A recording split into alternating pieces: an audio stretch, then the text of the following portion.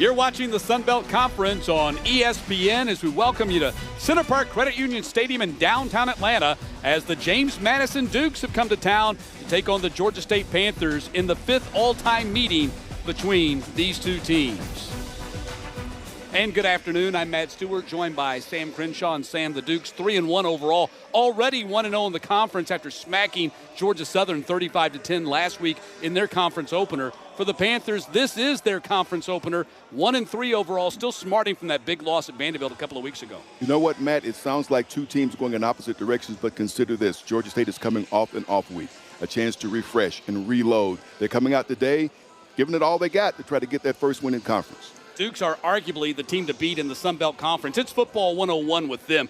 They run the ball well. They stop the run, led by their Sun Belt Defensive Player of the Week linebacker Trent Hendrick. Matt, have you ever seen a guy that everybody simply loves? His teammates love him. His coaches love him. He's like a coach on the field and a vocal leader of this defensive unit, coming off a big performance last week against Georgia Southern. 3 quarterback sacks as the Dukes absolutely slammed the door on the Georgia Southern offense. For the Panthers, they got to be able to run the ball today. Oddly enough, the best way to do that might be a big game from Ted Hurst so the Dukes can't load up the box on them. Absolutely. You want to clear things up for your running game. How about doing it through the air? And Ted Hurst, after getting limited touches targeted in the first game of the season, has really come on in recent weeks, getting more and more opportunities to make catches. He is the playmaker. He's the big guy that can get things going. If he gets things moving through the air, look for it to open things up for the ground attack. That's better for the Georgia State offense today.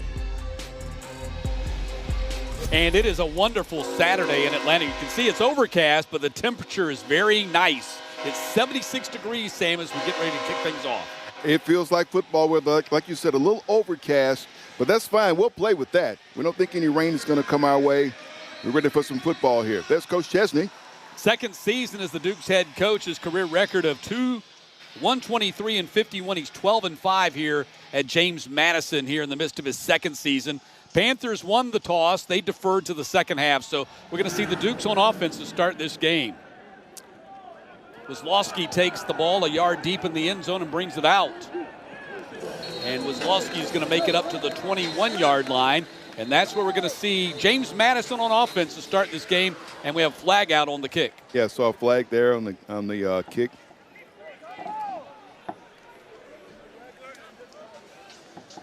Tim Barker is our referee. Holding. Return team. Penalty will be enforced after distance to the goal line. First down. So, inauspicious start for James Madison. They haven't done a lot wrong here in the first 4 games of the season. But you don't expect to come out and start your game with a penalty like this. It's going to challenge your offense a little bit more as they get started. Dale McGee in his second season as the Panthers head coach with a record of 4-12. Panthers' one victory this season came here in this stadium against Murray State.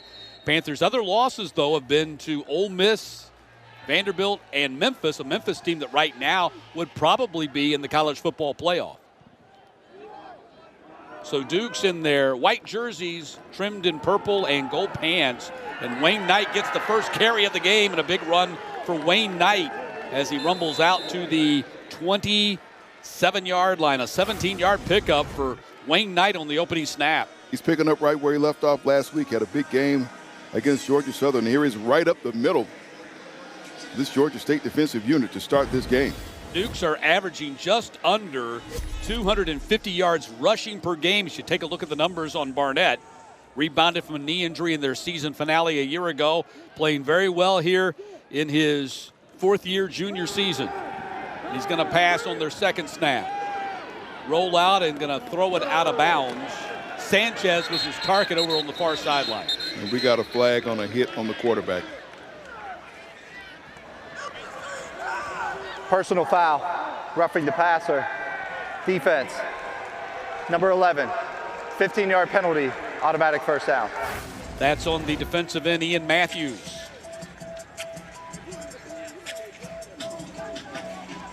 And that's the hit he made, and there's the referee right there, the white cap right there to throw the flag on that one.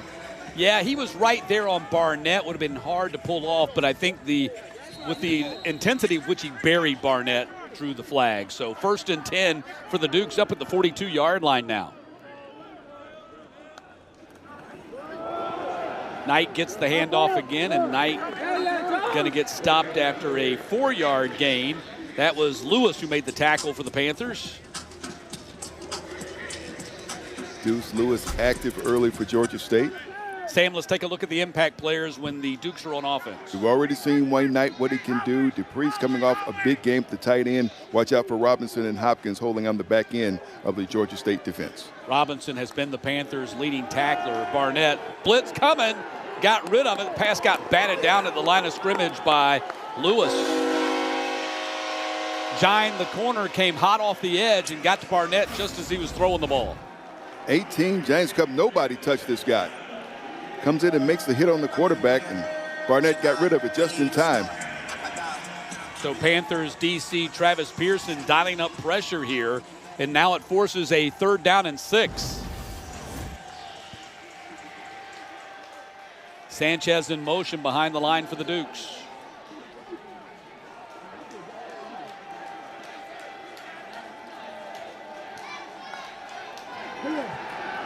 Again, Panthers bring pressure. He gets it out of there, and it's caught, then fumbled. Let's see how they're going to rule that. Panthers say they have the ball. That's going to be ruled an incompletion, I think. And we talked about this in the pregame meeting. Is that a catch or not? Take a look. Does he have it long enough? Or they're going to rule that an incompletion, although the replay officials are taking a look at it. And so now the Dukes will have to punt from the 46. We had that specific conversation, first thing we talked about. With the replay officials. With the replay officials not more than an hour ago. Javon Robinson is standing deep. We got a flag now. Delay a game. As Patrick Ray, their 4th-year junior punter, was lined up to kick it. Another one of these young men from Melbourne, Australia. The Australians are kind of taking over the kicking game here in the United States. Started his career at Louisiana Tech, which will, in the not-too-distant future, be a member of the Sun Belt Conference. So Ray with the left-footed kick. It's going to be short. Robinson calls fair catch. Makes it at the 16-yard line. And that's where the Panthers will go on offense for the first time today following a 43-yard kick. Well, man, if you're Georgia State, you wanted to come out and have a great defensive series to start the game. They got that. Now let's see what the offense can do. Like we said earlier at the top of the broadcast, a week away can do good things for a team. So let some people who are banged up get healed up to go, and let's see if they can get some things going offensively. TJ Finley has completed just under 66% of his passes for 527, 3 touchdowns, and 3 interceptions. So 1st and 10 for the Panthers.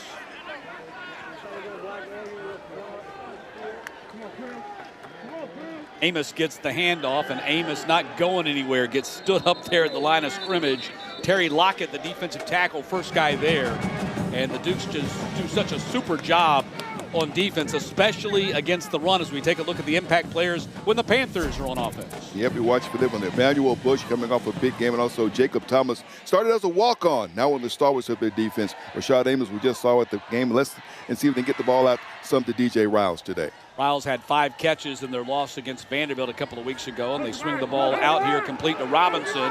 And Javon Robinson going to be tackled at the 26, about a yard short of the first down.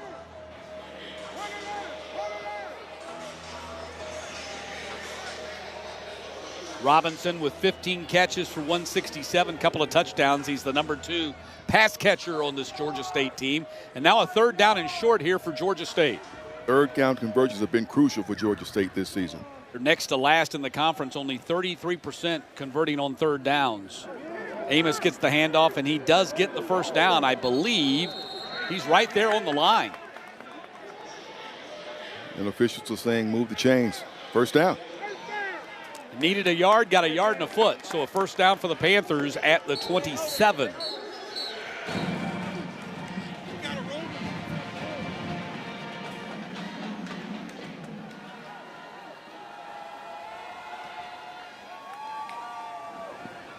Finley wings it to the far side, nearly picked, but caught by Hurst. Hurst down the sideline, might go the distance if he stays in bounds and gets tripped up near the 20. The Dukes gambled on the pick, and it turns into a big play for Georgia State. Boy, you gamble, sometimes you can come up great, and sometimes you can gamble, you come up and you lose. That is a 52-yard gain for Georgia State. Justin Eglin tried to come up with a pick, didn't get it. And Hurst almost took it all away. Jacob Thomas, we talked about him being a walk-on who's a stalwart on the defense. Touchdown saving stop. I think it was actually DJ Barksdale, the nickel, kind of clicked his ankles and tripped him up, and then Thomas came in and cleaned it up. See Ted Hurst, fourth in the conference, averaging 86.5 yards per game receiving, which is 22nd in the nation.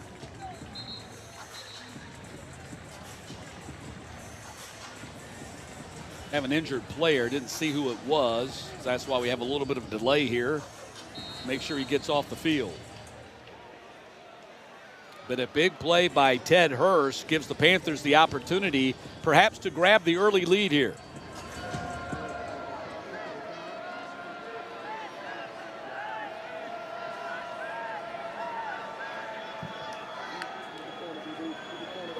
Fumbled by Amos, and then he gets on top of it. I think. Who ended up with the football? Oh, take a bounce like it's ended up in the hands of Donovan Funch. The 52, big 52 ends up with the ball. The sophomore offensive lineman from Perry, somehow he ended up with it. I thought that he got on top of it. He did. He fell on top of it. What so often happens when you fall on top of a football, it squirts out from underneath you. Yep. And Funch ended up picking it up for the Panthers. And so they lost a yard on the play. Back to business. Ball goes to Robinson. Robinson gets tackled out of bounds at the 9. Well, we got a flag, though. T.J. McGill making that tackle for the Dukes. 13-yard pickup. Let's see if it stands. Call may be on the tight end. There are multiple fouls on the play, both by the offense. Illegal shift. Offense, that penalty's declined. Holding. Offense number 0. 10-yard penalty, second down. Missed assignments, busted plays. These are the things the Panthers tried to work on during their bye week. There's Cam Overton Howard out front, and that's what you got a whistle for right there. It's a good idea unless you get caught. He got caught. Second down and 21 now. The Panthers backed up to the 32.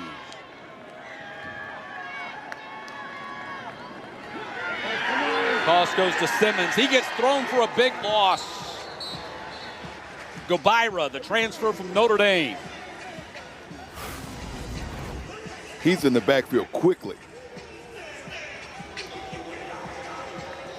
And there was nowhere Simmons could go. Jordan Simmons, who was bothered by a hamstring early in the season, just now rounding into shape and getting into the rotation. Another one of those bounce-back home players for Georgia State. Played at McEachern High School, then Michigan State and Akron, and even in camp with Ole Miss in the spring before landing here. Finley back to pass, throws across the middle, is complete to Simmons, and he's down at the 29.5. And now it's going to be fourth down, and the Panthers have to try for a long field goal, which has been an adventure for them at times. It has been this season, and you want to try to get 6 if you could, but this offense, not only did it stall, it went in reverse after the big play to Hurst. So McAllister will try the field goal here. This is going to be a 47-yard attempt from right in the middle of the field. You got a good look at it right there from our end zone camera. Kick is on its way, and it's going to be off the mark. And so the Panthers come up empty on their opening possession as McAllister misses from 47. Dukes back on offense when we get back.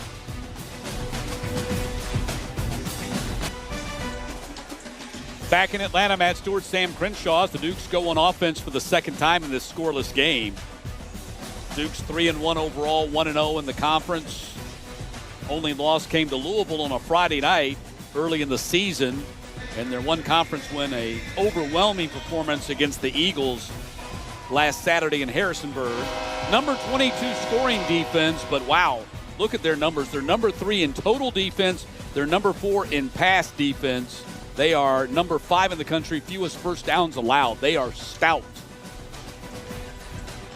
Not bad on offense either. We just saw that defense go to work. I memean, after the big play to Hurst that had the Panthers threatening to put some points on the board, we saw that defense really go to work.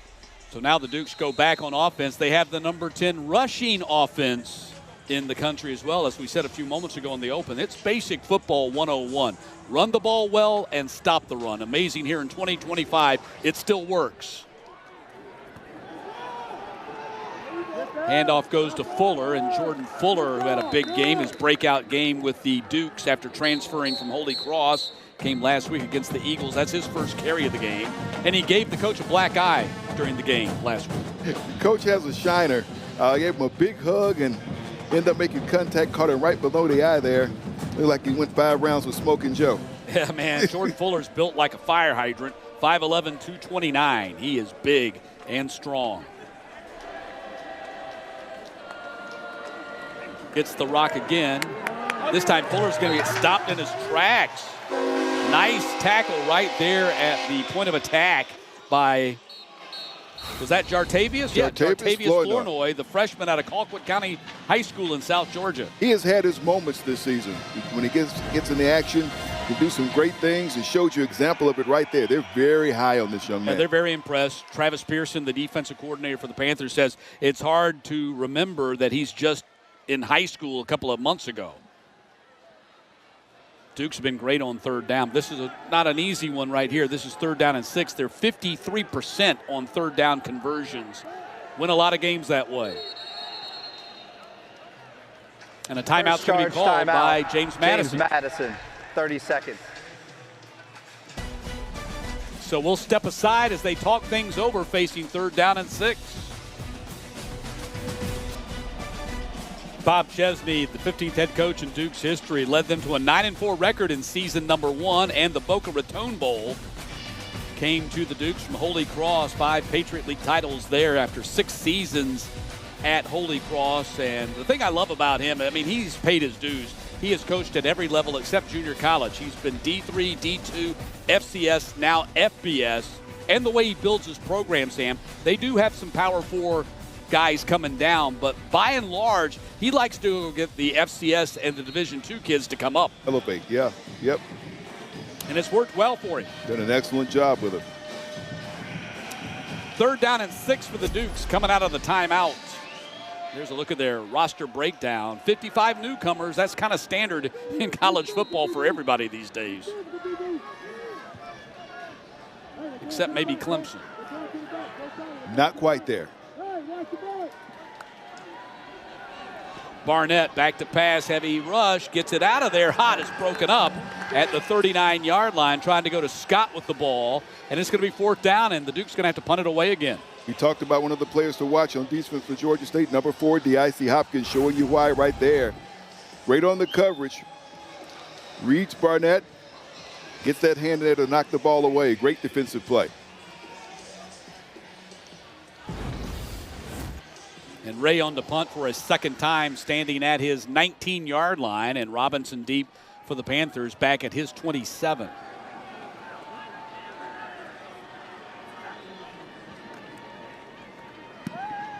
The orange-shoed Ray gets it out of there with the left foot. Robinson going to take it this time and go down immediately at the 28. 39-yard kick, just a 1-yard return, if that. And that's where the Panthers go on offense for the 2nd time today. Panthers moved the ball, had 67 yards passing, -4 rushing the ball first possession. Got down there close, actually got inside the 20-yard line, then moved backwards and missed a field goal by McAllister. The thing is, they're getting another opportunity because the Georgia State defense just had another great series, Matt. They've been impressive to start this game, slowing down a very productive and very potent JMU attack. Now let's see what does the 2nd possession for Georgia State on offense. And you wouldn't blame Dell McGee if he stops going to the field goal. They've missed 5 out of 6 field goal attempts this season. They've missed opportunities to put points on the board. Finley in a pocket, throws, and incomplete. Threw it behind Hurst, but there's a flag on the play. Barksdale celebrating a little bit too early, going to get called for the DPI right here.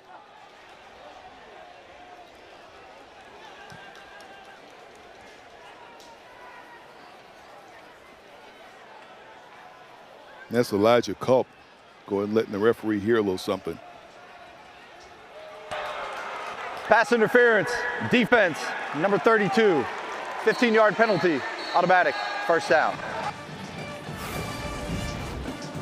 So take another look at it right here. It's hard to tell on that angle. The pass was certainly behind Hurst. Well, I think because he had given Hurst a bump before the ball got there. Out of Rock Hill, South Carolina, and South Point High School, 5'9", 181 junior. So the Panthers have it 1st and 10 at the 43. And Amos on the run, gets 2 on the play. Spinogatti made a tackle for the Dukes. There's a look at it. Drew Spinogatti, 6'1", 229 junior out of Winter Garden, Florida, by way of Bishop Moore, and another one of the Holy Cross transfers. 2nd down and 8.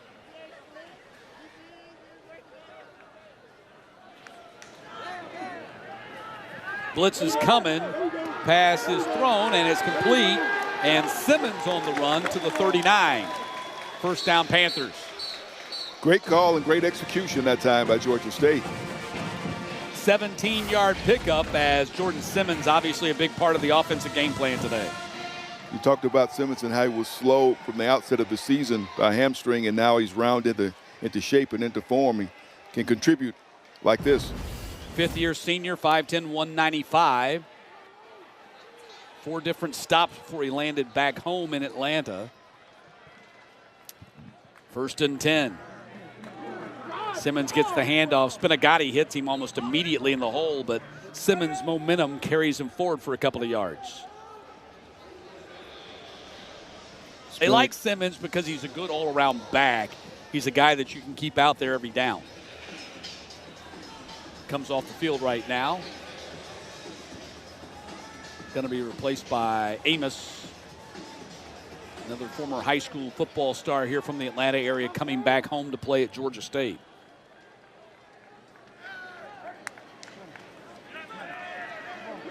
Finley, clean pocket, goes downfield, and man ends up down in the middle of the field. It's Hurst, who looks like we're going to have another pass interference call. And it was Jacob Thomas, who got tangled up with him. Ted Hurst gets bounced around like a pinball out there right now. Have to do.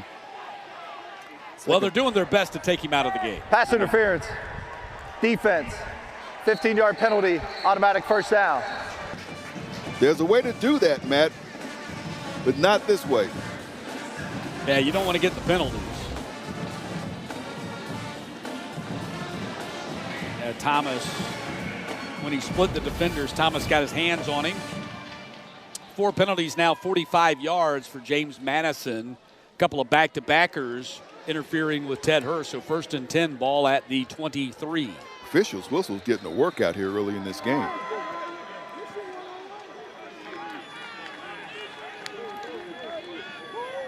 Amos on the handoff, weaves through the defense and down inside the 20. Holmes making the tackle. Hard running by Amos there, picking up those yards. It's hard going.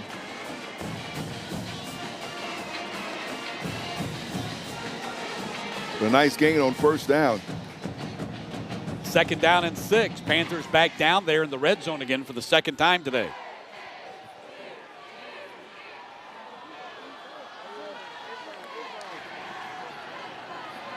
Keeper by Finley, and Finley's going to be dragged down by Gobira. Aiden Gobira making his 2nd tackle of the day, going to bring up 3rd down. And here's Finley. Taken down after about a yard. They are just so good fundamentally with their tackling, Sam. Take after their defensive coordinator, Colin Hitchler, who came from Alabama, but a wrestler at heart. Kind of reflect his personality. 3rd down and 6.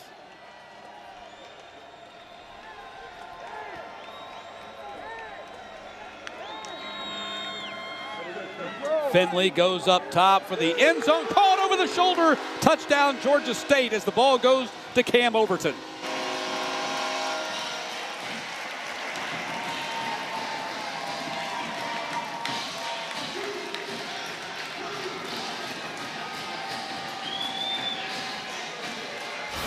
Great catch by Cam Overton Howard. He's got a defender with him all the way there. Barksdale walks him off and makes the catch for the touchdown. Spent some time with this guy this week, and he's really upbeat. Talks about the tight end room, how they like to bring energy for the whole team when they're down, pick everybody up. McAllister with the PAT. It's perfect, and Georgia State has a 7-0 lead.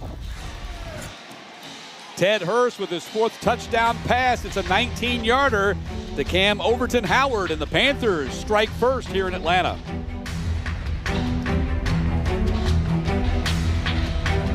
So far, 6-play, 71-yard drive, covered 3.5 minutes off the clock, and Overton Howard getting the touchdown. He had 19 yards on that touchdown pass receptions. The Dukes only have 25 yards of offense so far in this game. The Panthers 104. That's the thing, kind of a surprise in that regard, because we know coming in from the outset what a productive offensive unit James Madison has, especially with their running game.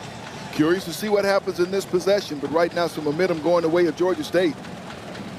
The Panthers have done a good job with the running game so far. All of the 25 yards for the Dukes have been on the run, and McAllister puts it out of the back of the end zone, and so the ball is going to come out to the 25.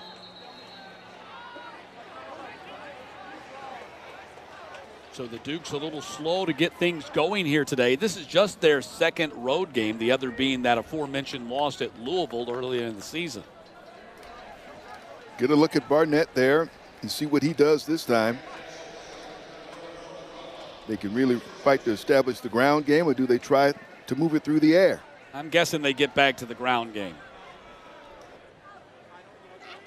But that was the thing that Del McGee said. The Panthers have to be able to fit the run well and have great eye discipline, because like Vanderbilt, there's a lot of shifts and motions and a running quarterback in this James Madison offense. That's Knight back in there getting the carries on this set of downs, and he bursts forward up to the 31 for a 6-yard gain. Had 151 in the 35-10 win against the Eagles last week, and he's number 12 in all of college football, averaging 7.1 yards per carry, or FBS football to be precise.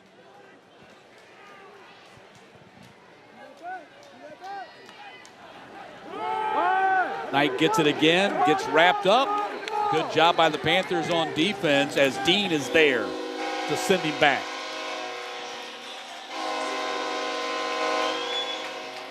Marlon Dean has stepped up to be one of those guys on this Georgia State defensive unit, capable of making plays, and that was a big one. Forcing a 3rd down here, Matt. Dean, a 5th-year senior, 6'5", 238, a big outside linebacker that they can really use almost as a defensive end. They bring him up on the edge and use him almost like a defensive end instead of an outside linebacker. 3rd down and 4. Barnett, pocket, throws, incomplete. Another 3 and out for the Dukes as Knight cannot come up with it. And Knight was open that time. Barnett just threw it too wide for him. And the Dukes, a team that we showed you earlier, 53% on 3rd downs this season, are 0 for 3 on 3rd downs here in the first quarter.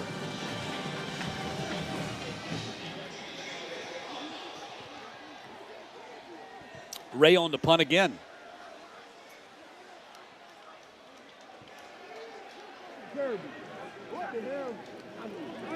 Going to run a fake, and it's going to work. Get the 1st down. So the Dukes run a fake punt in their own end and give the ball to Dupree, who picks up the 1st down. 8-yard pickup. Gutsy call there by Chesney. He just didn't like the way this offense was going. Let's find a spark, and they go to Lakota Dupree to get it. Perfectly executed. We talked about earlier about Dupree and what he contributed last week in the offensive end, but here he is on special teams doing something to keep the offense on the field, see if they can get untracked. He's a great story, and their offensive coordinator, Dean Kennedy, said this is a guy, every time he touches the ball, he brings a spark and makes a play, brings a lot of energy, and they go to him to convert on the fake punt. Here's another whistle. 60. Snap infraction. Offense, number 60. 5-yard penalty. First. That's Zach Greenberg, the transfer from Chapel Hill, North Carolina. Fifth-year senior out of Livingston, New Jersey, 6'4", 302. Bell cow of that offensive line, though, is Pat McMurtry, their right tackle. But Greenberg, they say he's really smart, which is important when you're playing that. Well, it's important all the time, but important when you're playing that center position. So 1st and 15 now. Fuller on the run to the outside, and Fuller going to get stopped at the 46, 48. We got another flag. Huff came up and made that tackle, going to erase that run, it looks like. Holding. Offense, number 60. 10-yard penalty, first down. That was Greenberg. We just talked him up and talked about how smart he is. Well, holding doesn't have anything to do with intelligence. But you see, he got locked up there on Lewis, the nose. Wouldn't let him go. Going to back him up again. 1st and 25 now from the 24. Been a rough first quarter here for the Dukes. Uncharacteristic mistakes and penalties. Unable to get that running game fully going yet. Now they're going to go to the air. Here comes the rush. They dump it off to Sanchez. Sanchez makes a man miss, and Sanchez is going to get stopped at the 31. Ends up picking up 7 on the play for the Villanova transfer. And that's Barnett's first completion of the game after missing on his first 4 attempts.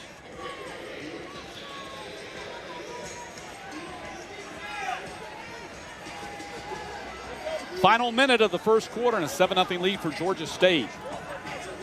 2nd down and 17 for the Dukes.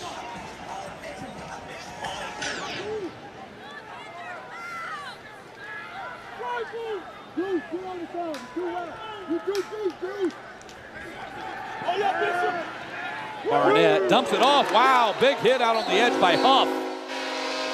Right after Knight had made the catch. Jordan Huff said, come here. I'm all over it. Take another look. Makes the catch, and 6 is right there in a hurry. Big hit. Short completion there for Barnett, and the Dukes brings up 3rd down and 17. And that is the end of the quarter.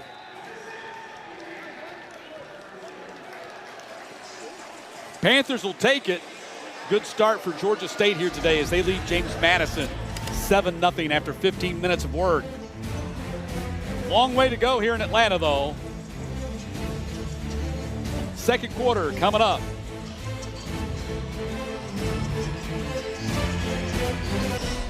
Start of the second quarter here in Atlanta. Georgia State leading James Madison 7-0. Duke's their own worst enemy in that first quarter, Sam. They had 32 total penalties in their first 4 games. They had 5 in that first quarter. Really unusual for this team. It's 3rd and 17 as we begin the quarter.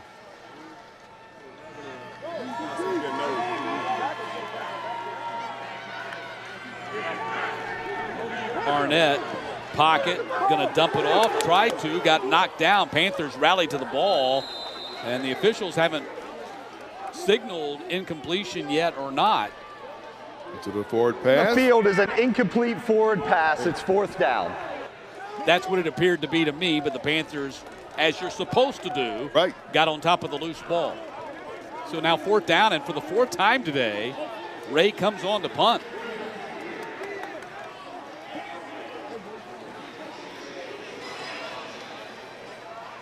I'm just seeing a confident group with this Georgia State defensive unit as they come off the field and what they've been able to accomplish so far in this game, Matt. Well, they put a lot of pressure on Barnett, and they've done a great job stopping the run. Start right there with their success. Going to fake it again and do it again. Dupree going to pick up the first down. For the second time, they run the fake punt, and it works 2 times in a row. What are the chances? Well, obviously they see something formationally in the Panthers' punt coverage that allows them to do that. That's a 23-yard pickup for Dupree.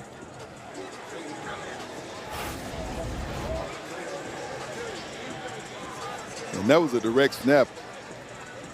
To me, there was less deception in that one than there was in the first one. They really have discovered something. So 1st and 10 for the Dukes at the Panthers' 45.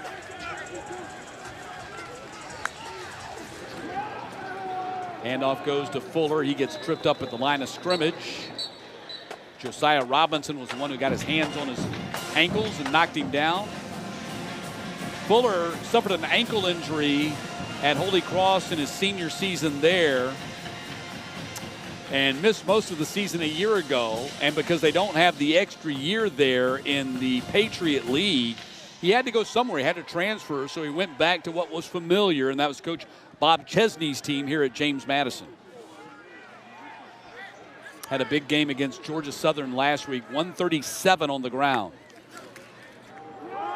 Gets the rock again. The 40. You know, he's listed as a running back because we don't have fullbacks anymore, but he is the quintessential fullback. Yeah, built like a fullback. Well, he carries him. He's put together now. Marlon Dean in on the stop there for Georgia State, and here's another 3rd down for the Dukes. And a 5-wide formation with a 4-wide receiver diamond formation at the top of the screen.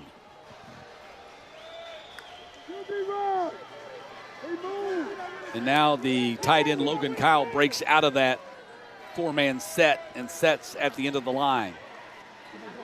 Barnett quarterback draw, and Barnett got out of that tackle and steps out of bounds. I think he got the first down at the 35.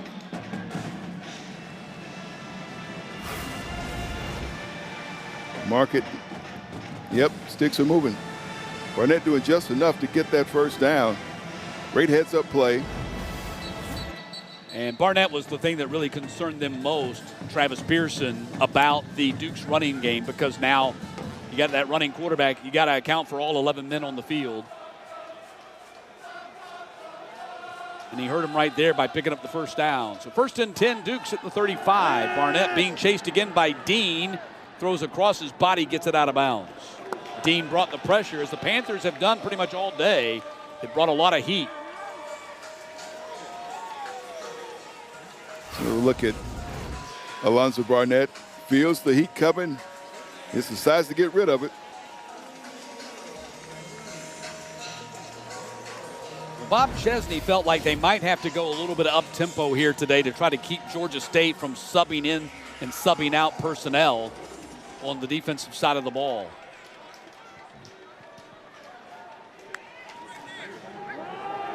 Handoff goes to Knight, bounces off his own man, tries to get to the outside and does, and gets dragged down at the 30, a 5-yard pickup. Pinballed off his own offensive lineman to pick up those 5 yards. Great run by Knight. James Jane had a shot at him. Couldn't stop him, and he got away for more yards. Here's another 3rd down. Yeah, they're 1 for 5 on their 3rd down so far today, but it's kind of been erased a little bit by them converting on 2 fake punts on 4th down.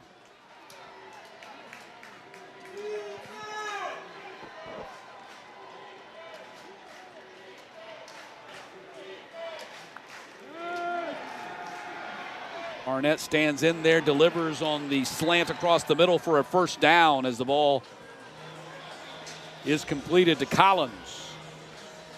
Smoke Collins. That's right. Zaran, called by his parents, but everybody calls him Smoke. First down. Nice catch for the 3rd down conversion. This is a long drive for the Dukes. They've had 2 fake punts on it. Now the drive is 9 minutes long, if my math is right. Or approaching 9 minutes long, 8 minutes long. 1st and 10.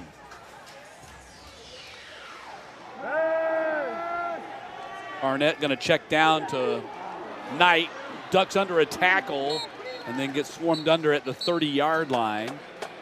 Josh Pfeiffer, the tight end for the Dukes out of Peachtree City, just south of Atlanta, and Stars Mill High School out there on the block. Out there on the block, and 45, Keelan Butler doesn't get the chance to make the stop, comes back afterwards.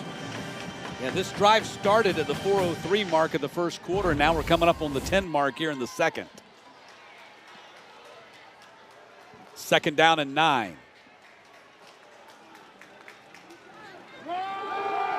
Handoff goes to Fuller, and Fuller gets stopped at the 17. Another third down coming up for the Dukes.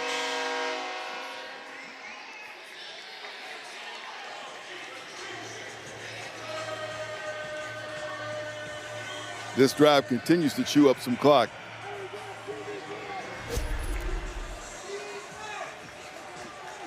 "15 plays, 69 yards.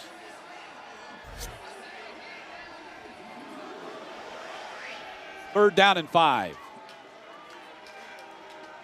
Barnett on the quarterback keeper again. This time he gets tripped up at the 15-yard line. Decision time here for the Dukes. Do you kick the field goal or go for it? I wouldn't be surprised if they go for it here because they're playing with a lot of momentum. They've already faked it twice on punts. They keep the offense out there on 4th down and 3. This running game is supposed to be able to do that for them. Let's see if they get it.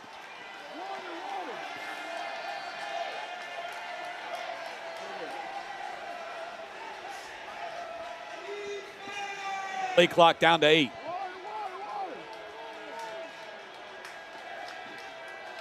They're trying to get the Panthers to jump, nearly did, and now they'll call a timeout as they were unsuccessful in that venture. Timeout called by the Dukes. 4th down coming up when we get back. Likely going to kick a field goal here. But twice on this drive, the Dukes fake punt going twice to Lakota Dupree. Twice they converted, and now the play drive stands at 17 plays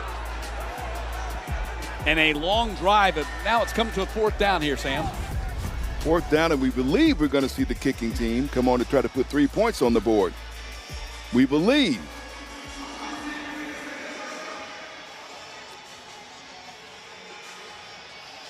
Looks like they keep the offense out there. Now they bring in the number 2 quarterback, Matthew Sluka, who starred for Coach Chesney at Holy Cross, and now back in the program with Coach Chesney this season after playing at UNLV last year. He's kind of their running quarterback, but he can do it all. 4th down. Sluka going to run it, and he's going to get dropped for a loss at the 16-yard line. So the Panthers come up with a defensive stand after a mammothly long drive by the Dukes comes up empty. Once Georgia State defensive units coming through, you're looking at Henry Bryant leading the charge, the guys up front. And we got 1 player down on the field. We'll and a man down for the Panthers. Ian Matthews is down. And we'll step aside as they tend to him. Ian Matthews got shaken up on that play, and he has made his way to the medical tent. And we'll pass along any kind of update that we can get. Meantime, the Dukes held the ball for over 2/3 of a quarter. 10 minutes and 32 seconds and a 17-play drive, 10 rushed, 7 passed, and they come up empty. They come up empty, of course. You got those 2 fake punts that help keep the offense on the field and keep those drives continuing. But you got to tip your cap to the Georgia State defensive unit and what they've been able to do so far in this game, Matt. Well, the Dukes coaching staff, in particular Bob Chesney, preached to his guys all week long, don't look at the Georgia State record. You cannot judge how well this team can play by looking at their 1-3 record as Cam Brown makes his way in. He's been more than just an adequate number 2 quarterback. He has really played with a lot of energy. Really, his stats are better than TJ Finley's.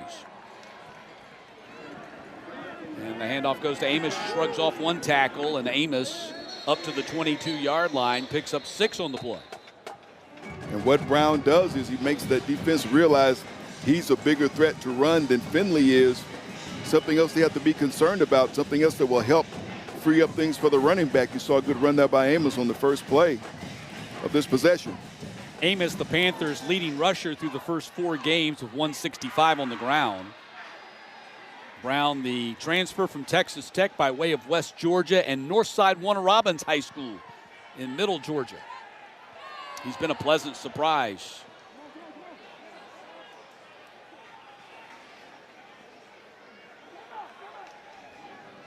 Quick pass out to the edge to Simmons, and a flag out as Simmons picks up the first down, might get erased. Actually, that was not Simmons.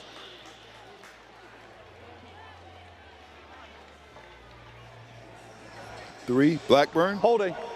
Offense, number 0. 10-yard penalty. Second down. Yep, it was number 3, Leo Blackburn. It gets erased by the penalty. Second time we had a penalty called on 0. Cam Overton Howard, of course, he scored the touchdown for Georgia State. There he is right there. Very similar penalty to the first one he picked up. You're going to get that on those plays. If you don't get out there in position, your job as the tight end is to be the block on that screen. With a short pass. So second down, 14 now for Georgia State. Amos gets the handoff. He gets stuck at the line of scrimmage. No running room that time as the Dukes come up big right there at the line of scrimmage. Terry Lockett, defensive tackle, might have been the first guy there. You see the Dukes linebacker with the Zulu war paint. That's Gannon Weathersby, who's from here in Atlanta, played at Langston Hughes High School. He used to do the same thing every Friday night. He's taking it with him to Saturdays. And I know he wants to play very well being back home today. No doubt had some family and friends out to see him. Third down and 13. Cam Brown going to run it. And Brown gets close to the first down. They're going to say he's got it. First down run by Cam Brown on 3rd and 13. That's the difference when he comes into the game, Matt. There's always this possibility. Got that burst of speed, shifty, finds enough of an opening, and gets just enough to move the sticks. Coach Dale McGee says playing the 2 quarterbacks, Finley and Brown, he feels like gives them the best chance of winning. It also comes with its drawbacks because that means less snaps for the starting quarterback in practice. Ball goes to Hurst as they get Ted Hurst involved again, and now a flag comes out right in front of the Georgia State bench. I think there might have been a shove by a Dukes player that was late. After the play was over, personal foul, unnecessary roughness, defense, number 93. 15-yard penalty, automatic, first down. Michael McMullen gets called for the penalty. That's right there in front of Coach Dale McGee. Did you see that? Did you see that? He goes, thank you. Oh, yeah. Yeah. And we don't know what was said. Maybe a little commentary. And he's shaking his taps himself on the chest. My fault, my bad. Next time I won't do it in front of the officials. 1st and 10, ball sitting at the 41.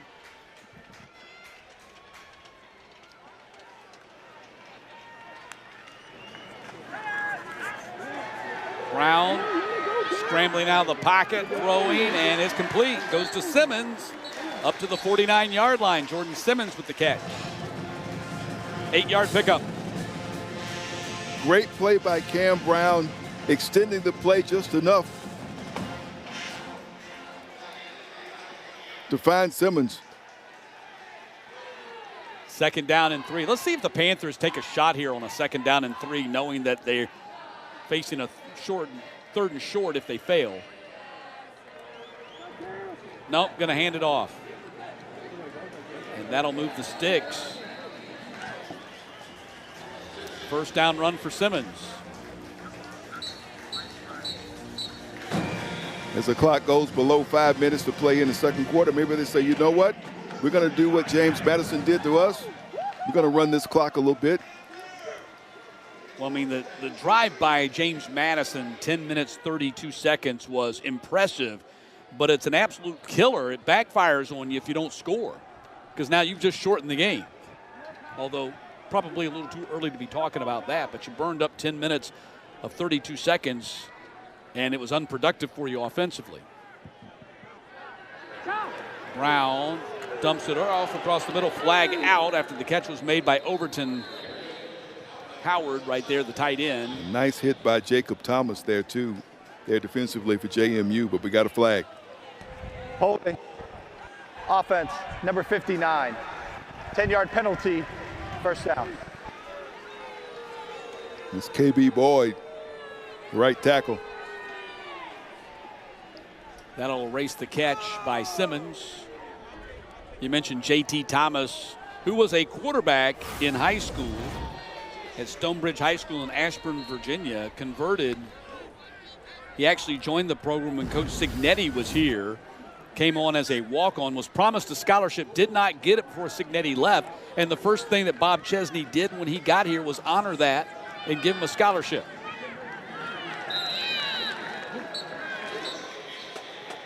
McMullen getting a little redemption there with that TFL. Yep. Nice solo stop.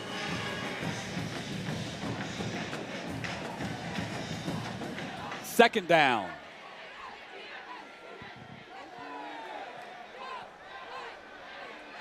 Brown fires underneath, complete to Amos. And Amos tackled by Weathersby.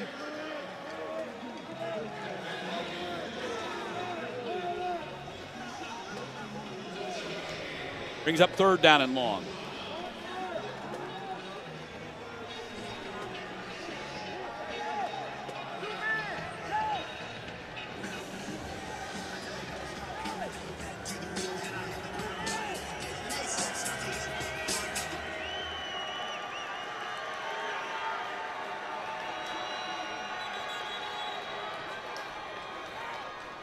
Timeout called by Georgia State as the clock hits 2:54. We'll step aside. Panthers got a big 3rd and 13 coming up when we get back. Matt Stewart, Sam Crenshaw with you. 8-play, 33-yard drive, and already 5 minutes off the clock here for the Panthers as they're facing a 3rd and 13 coming out of the timeout.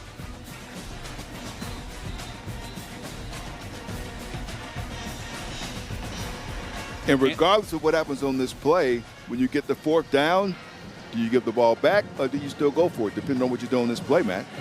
Yeah, that's it. I mean, really, it just depends on how close you get to the sticks here.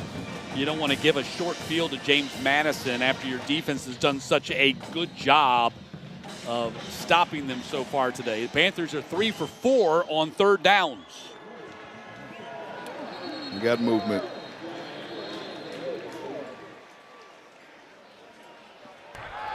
Full start. Offense, number 59. 5-yard penalty, 3rd down. It's Boyd again.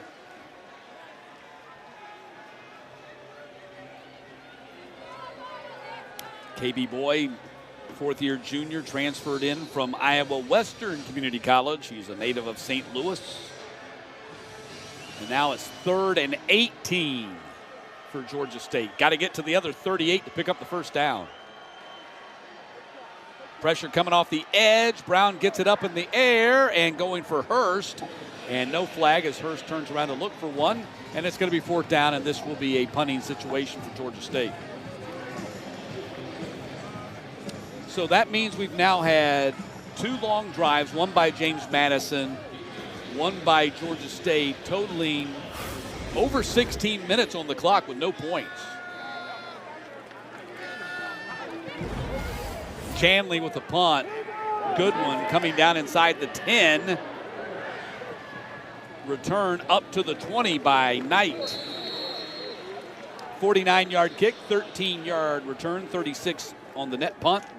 And that's where the Dukes go back on offense with 2:39 left here in the first half. They have 2 timeouts remaining, but they do also have the 2-minute timeout. So basically they have 3 timeouts in their pocket as they go on offense here.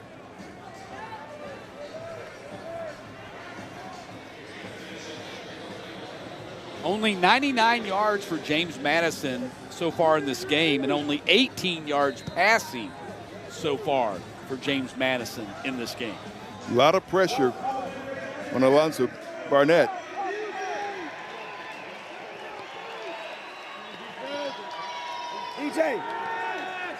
Clean pocket. Stands in there, right across the middle, Dupree. Lakota Dupree's probably been their star of the game so far today. Picks up the first down at the 31. But that's what you have when you have a good, solid tight end. That's what you do. He's your reliable. You can go to him to move the sticks, and that's what happened on that play. He's a great story. We'll tell you about it in just a moment. 1st and 10. Across the middle goes to Dupree again. Back-to-back catches. So he was recruited by Holy Cross and was committed to Holy Cross as a tight end. Elected to start his career at Charlotte instead. At Charlotte, he transferred into a defensive lineman. Big run up the middle for Knight. Knight breaks out of one tackle and another, and a flag comes out as Knight gets all the way down to the 36-yard line. 27-yard gain for Knight. During the run, illegal block in the back. 0, offense. 10-yard penalty, 2nd down. Sanchez, the wide receiver, is going to be called for the penalty. You got Jordan Huff down on the field for Georgia State. They're going to tend to him right now. 2-minute timeout comes at the 1:52 mark, and we'll step aside late here in the first half. Panthers defense have held the Dukes to 130 yards here in the first half. 1 tackle for loss, a couple of PBU, and a couple of quarterback hurries, but it's been very effective defense for Georgia State today. Yeah, it's been solid. Matt Stewart, Sam Crenshaw as we return to action here. 1st and 10, ball at the 41-yard line.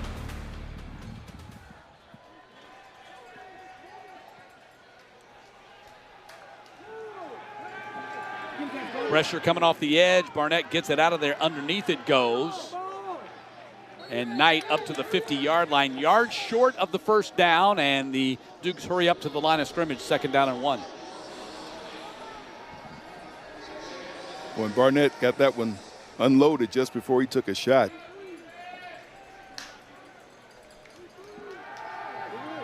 Barnett looking for Ellis across the middle and connects Landon Ellis, who is their top wide receiver. That's the first time he's touched the ball today. Picks up the first down at the 44. Back up to the line quickly. They go on with tempo. So they get him involved. They haven't gotten DeGennaro involved yet. Let's see if they go with the ball to him here in this series.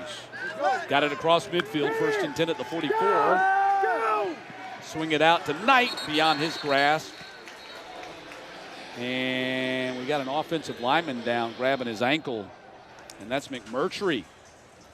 He's up on his feet now. Says he's going to be okay. They were coming out to look at him, but he's up.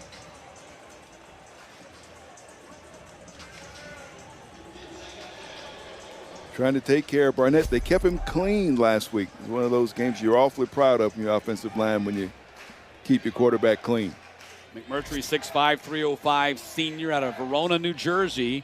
Holy Cross transfer, like so many of these Dukes players are, joining Chesney from his previous stop. But now it's going to be 2nd down and 10, 1:07 to play in the half. Barnett across the middle, incomplete. Trying to get the ball to the tight end, Logan Kyle.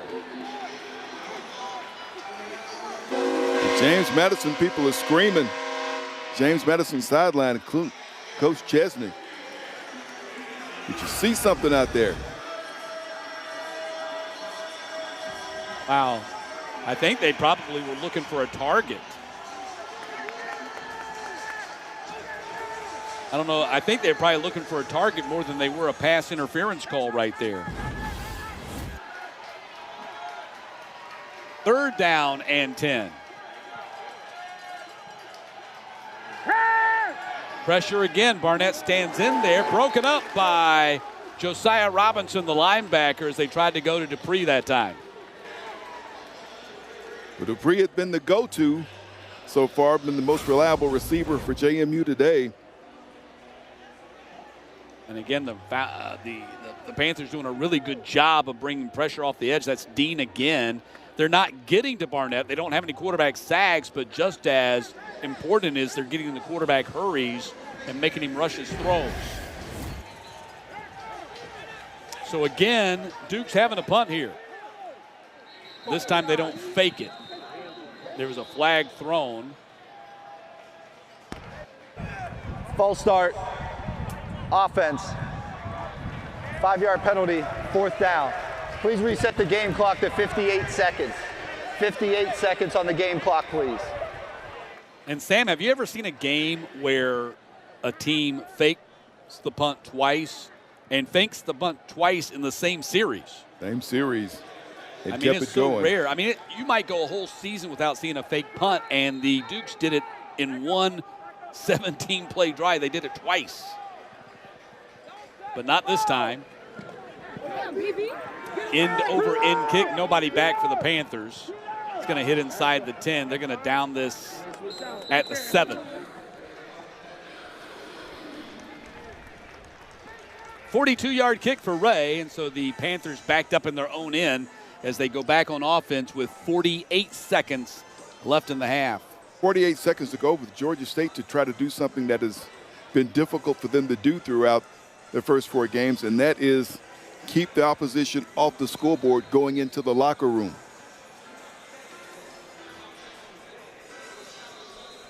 Finley 5 of 5 passing for 101, a touchdown. That quarterback rating, I don't even know what that's about. Never seen anything quite like 335.7. Of course, limited sample size. It's been a good half for Finley, been a good half for Georgia State. My guess is they're going to be very conservative here because they don't want to make a mistake and gift the Dukes with an easy score right before halftime after they played so well in the first 2 quarters.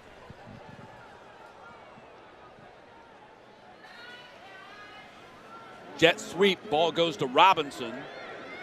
And Robinson gets tackled at the 9, picks up 2 on the play.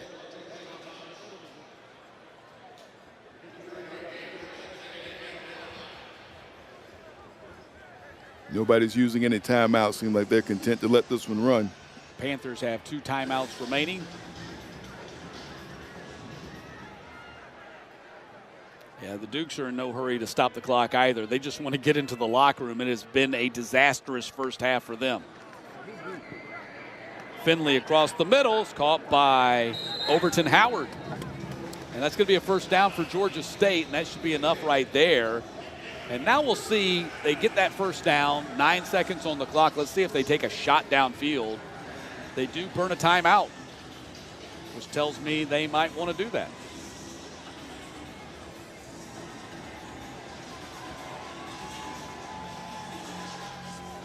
So Finley's now a perfect 6 for 6. Brown 3 for 4. So Panthers quarterbacks 9 for 10 passing in the first half. Those are good numbers. Good third down conversions. A lot of good things to like. Yeah, Panthers are 3 of 5 on their thirds, while the Dukes are 2 of 8. And compare the Panthers duo of Finley and Brown with Barnett, who's 8 of 17 for just 50 yards. Coming up at halftime, first half stats, highlights, a look around the Sun Belt Conference. We'll get you updated on the scoreboard. Most everything is behind us tonight, playing behind us. One of the first games to get started here today on this Saturday. Right up the middle goes Amos. And that should be the final play of the half, and it is. The first half for Georgia State. If you had the Panthers leading the Dukes 7-0 at halftime, good for you. I don't know that a lot of people thought that would be the case. From the outset, we talk about it seemed like there were 2 teams going in opposite directions. But you got to go out and play the game, and so far the Panthers have shown up. A very good first half for the Panthers, as the Dukes also do not play a good first half. A lot of penalties, 9 for them. Heading to the locker room, 7-0 Panthers here at the break. Overcast skies here in Atlanta, but a nice day for college football on this first Saturday of October. In Georgia State with a 7-0 lead on James Madison. Matt Stewart, Sam Crenshaw with you as we get ready to start the third quarter. The quarterback comparison today, and it's been heavily weighted in TJ Finley's side. It has been. Finley has come out and looked like he's been perfect through the air and doing some things. We had a touchdown pass. Meanwhile, Barnett, while he has gained some yards on the ground, not the effectiveness you expected to see with the passing attack. Anxious to see what happens in the second half of this game. when James Madison goes on offense. And throw in the fact that Cam Brown also played for the Panthers in that first half, and he was 3 for 4. So your quarterbacks for the Panthers are 9 of 10 for 126 in this game. Far more productive, and they're about to get their hands on the football to start this second half, Matt. So the Dukes kicking off. Cristiano Rosa kicking off for the first time today. And set sail, and it's going to go to the back of the end zone. Panthers will get the ball at the 25.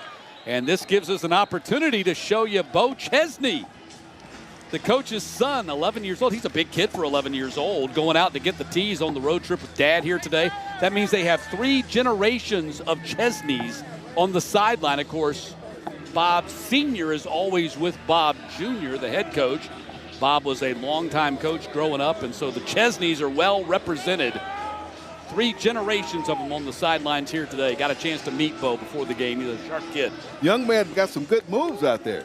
Moves quickly. He's a quarterback and a linebacker playing for the Spotsville Junior Blazers. Finley back to pass and throws incomplete. Javon Robinson was the intended target out there. First incompletion for Finley in the game. So I figured it out with Bo Chesney. And like I said, he's a big kid for 11 years old, quarterback, wide receiver. That means he would be in the signing class of 2033. 2033. Second down and 10 for the Panthers. Pass comes this way, and that's going to be caught by Hurst. So after Finley threw his first incompletion of the day, he goes back to Hurst and picks up about 8 on the play up to the 33. Nice catch by Hurst. He eludes the defender, but then runs into the back of his own blocker there, not able to get enough yards for the first down. Nice move there. That's going to bring up third down.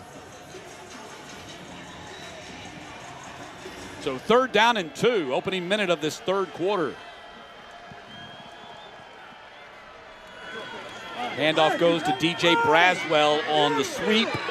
Braswell gets the first down. First carry for Braswell today, and a flag comes out. Flag comes in. Was watching Finley lines up and took that one from center.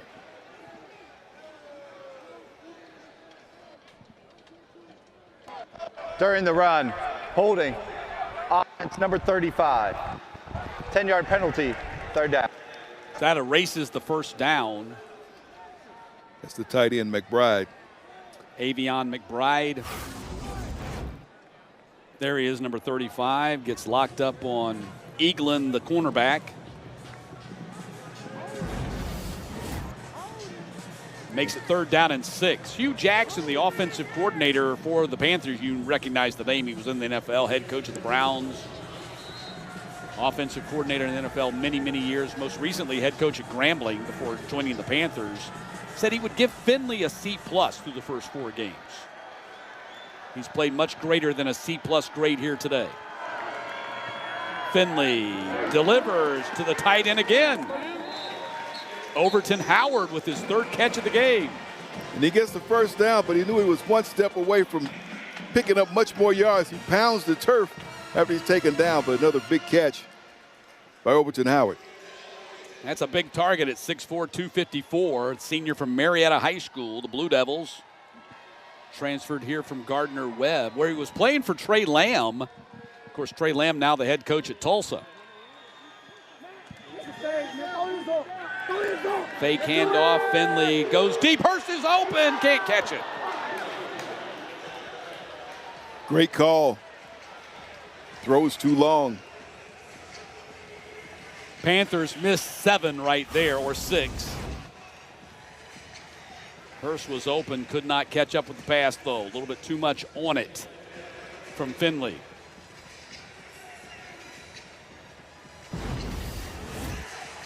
But nicely designed play for the Panthers, just did not execute it. 2nd down and 10. Screen comes out here to Robinson, had some blockers, gets cut down pretty quickly by Thomas. Jacob Thomas.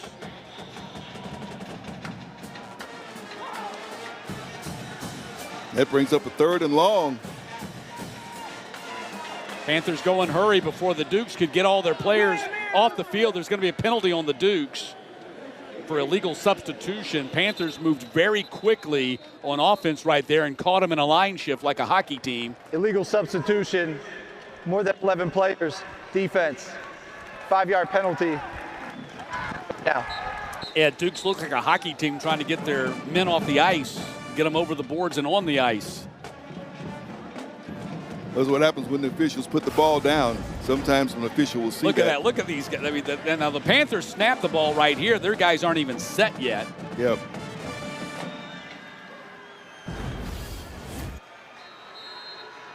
So 3rd down and 4.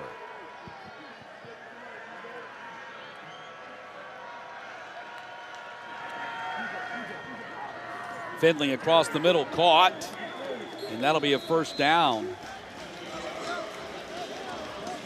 That goes to T.J. Payton, I think, right? No, that's not T.J. Payton.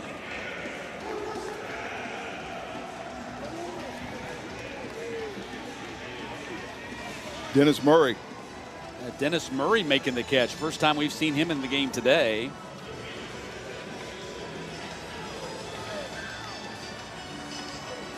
And that'll be good for the 1st down.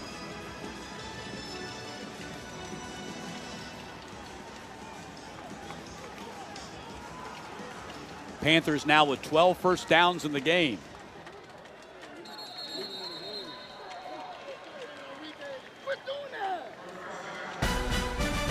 Timeout called by the Panthers. 3 minutes into the second half and a 3rd down coming up for Georgia State. Actually, they picked up the 3rd down. Now it'll be 1st down for the Panthers when we come back out of the timeout.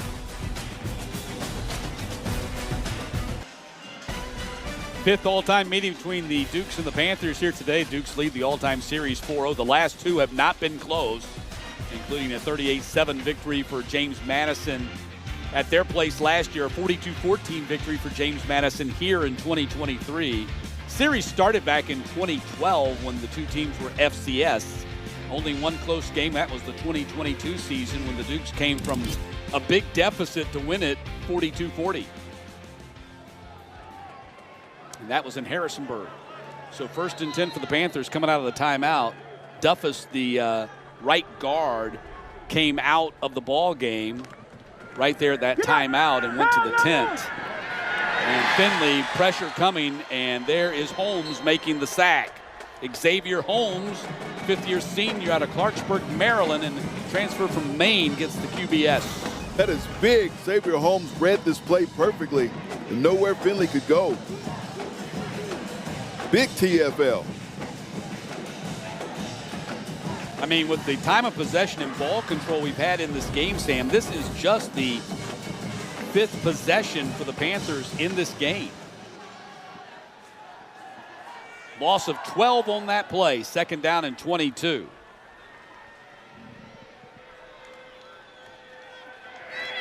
Finley setting up a screen pass, nearly intercepted. Culp was trailing on the play. Amos was the target. Now it's 3rd down.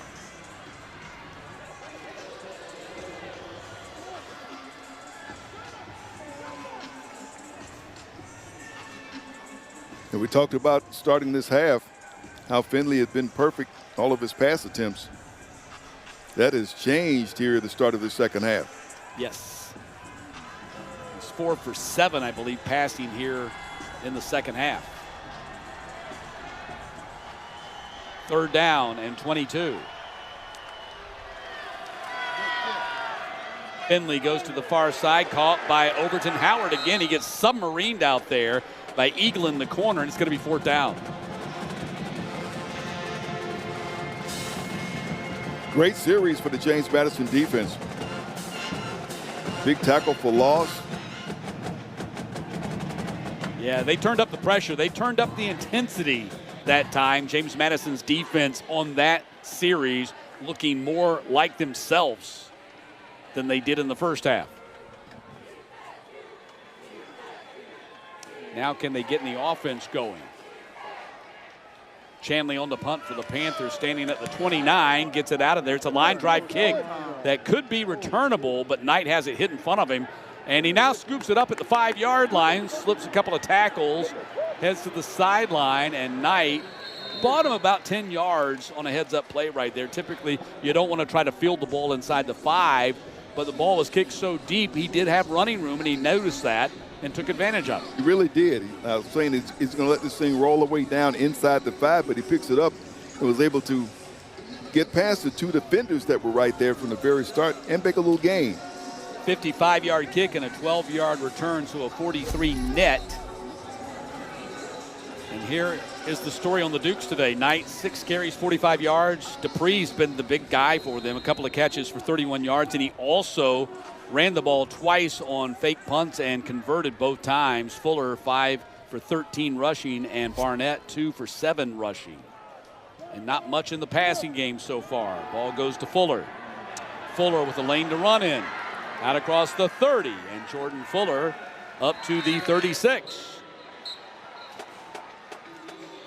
21-yard pickup for Fuller. Fuller run off the left side of that line behind Joseph Simmons. Carter Sweezy. Yeah, Sweezy is a really good offensive lineman. He goes up against Emmanuel Bush in practice every day. So he gets his work in every day of the week. Doesn't have to wait till Saturday. Ball goes on the screen. And that's Dupree again. 3rd catch for Dupree in this game. Another Panther slow getting up right now. He had 5 catches coming into the day, and he's had 3 today, plus the 2 running attempts on the fake punts. He's been very active today. He has been their star of the game if there was one to be given. Man down for the Panthers. That's Henry Bryant. We'll step aside as they tend to him. So coming out of the injury timeout, 2nd down and 8 coming up for the Dukes.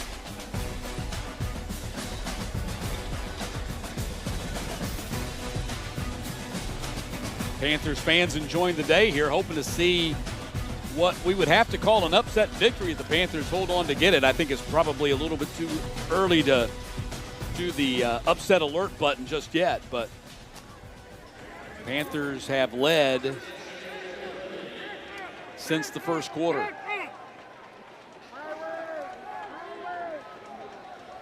The Dukes looking like they're playing with a little bit more energy here in the second half. They did so defensively. This is just their 5th possession of the game. They had that 10.5-yard drive, or 10.5-minute drive in the first half that ended up in nothing. So it's really kind of shortened the game for both teams.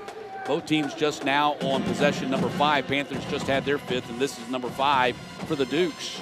Jordan Fuller, the weapon of choice right now. 10-yard pickup right there. He's starting to get things going. So 1st and 10 Dukes as they approach midfield. Under 9 minutes to play here in the 3rd quarter.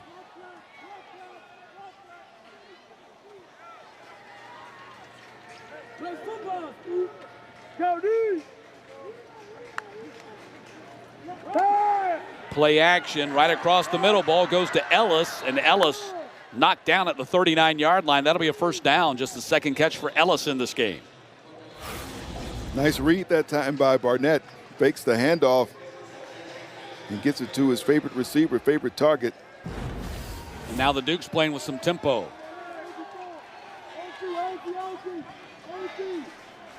Well, they got up to the line quickly.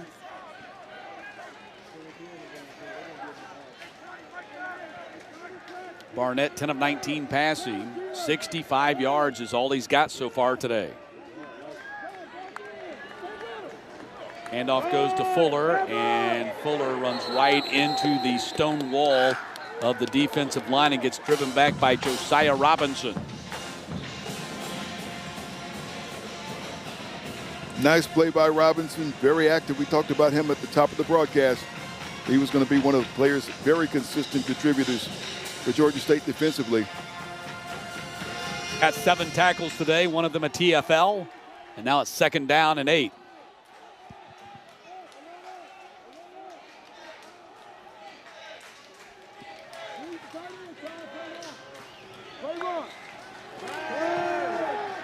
Clean pocket for Barnett. Off his receiver's hands, Sanchez tipped it backwards, which is always a scary thing for the trailing defense, but it doesn't bite James Madison right there. It's going to be 3rd down and 9.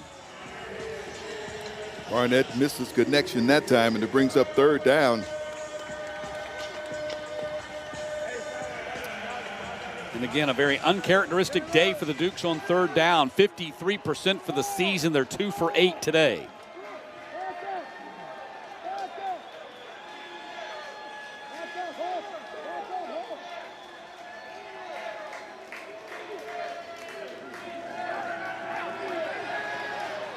Barnett intercepted and then dropped. Huff had the interception. It popped out of his gut as he rolled over. And a flag down on the field at the 46. Boy, Huff was right there, read that one face, the right place. Defense number 9, 15-yard penalty, automatic, 1st down. So Dean's going to be whistled for the personal foul.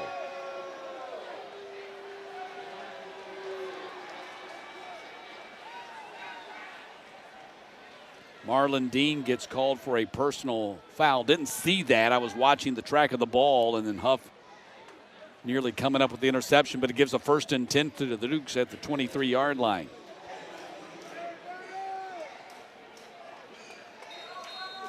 You can see McGee motioning. Must have been hands to the face, because that's what McGee was showing him that he did wrong. Knight gets the handoff, and Knight slips out of a tackle inside the 15. Knight inside the 5 and down to the 1. Touchdown. Call that a touchdown. On second thought, they throw up the arms. And a touchdown for the Dukes. Their first of the day as Wayne Knight takes it in from 23 yards out to make it 7-6. Just a determined effort. Just determined. Shakes off the defenders. Gonna dive for that pylon. Wow, went through contact too, and they're going to take a look at it as they always do anyway, but let's see what part of his body was down before the ball broke the plane. That would be the question to negate the call. He does hit the pylon right there. Same time, it looks. And down there, I think perhaps, if you're going to be really precise, his shoulder hits the ground before the ball hits the pylon.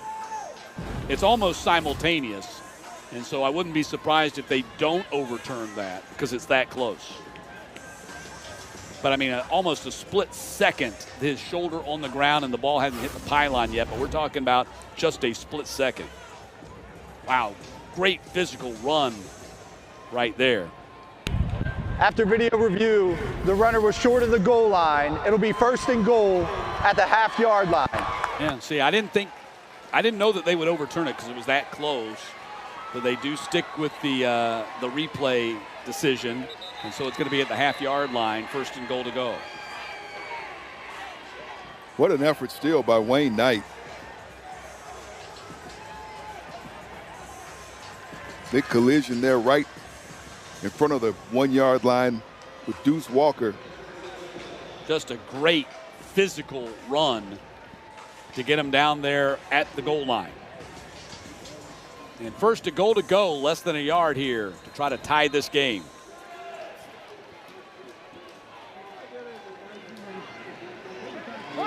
Keeper Barnett, that is a touchdown. Alonzo Barnett takes it in for the score, and now it really is 7-6.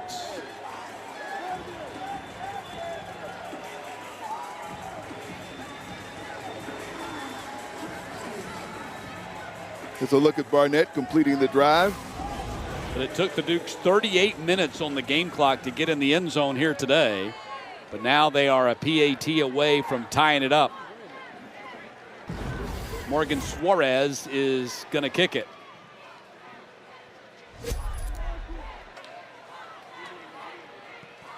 Game tied. 8-play, 85-yard drive for the Dukes. They have pulled even with Georgia State with under 7 minutes to play here in the third.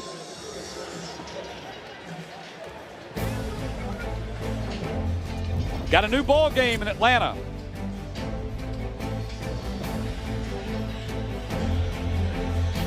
Alonzo Barnett takes it in from a half-yard out after the 23-yard run by Fuller had gotten them down there by Knight, had gotten down there close, and now we're tied at 7. Sam, they had 85 yards on that drive alone after just 145 in the first half. 5 first downs on that drive alone after 9 in the first half. That sideline is bouncing, and that is how they started the second half. They came out of the locker room bouncing to start the second half down that sideline. New energy, renewed energy on the sideline for James Madison. Yeah, you could see it when they came out there defensively, and there's Bo Chesney right in the middle of it all. Road trip with Dad. How fun is that? Ball's going to come out to the 25 as Bo does the sprint out there to get the tee.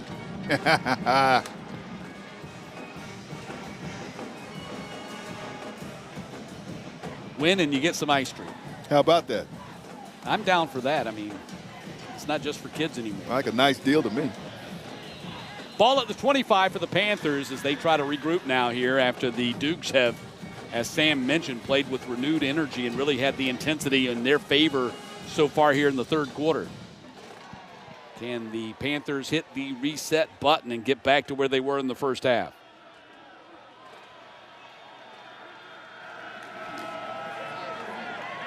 Toss goes to Murray.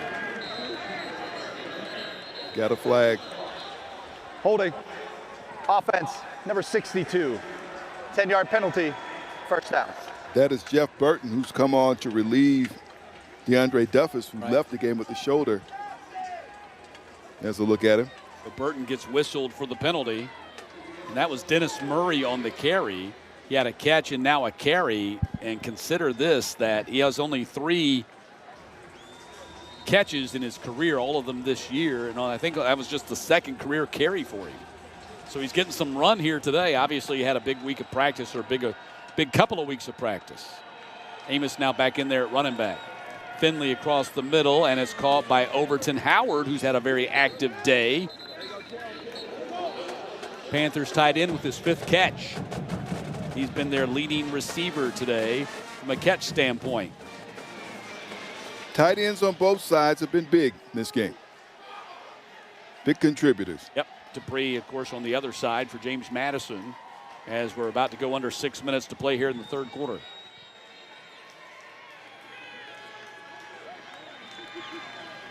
Handoff goes to Amos. Amos, nothing.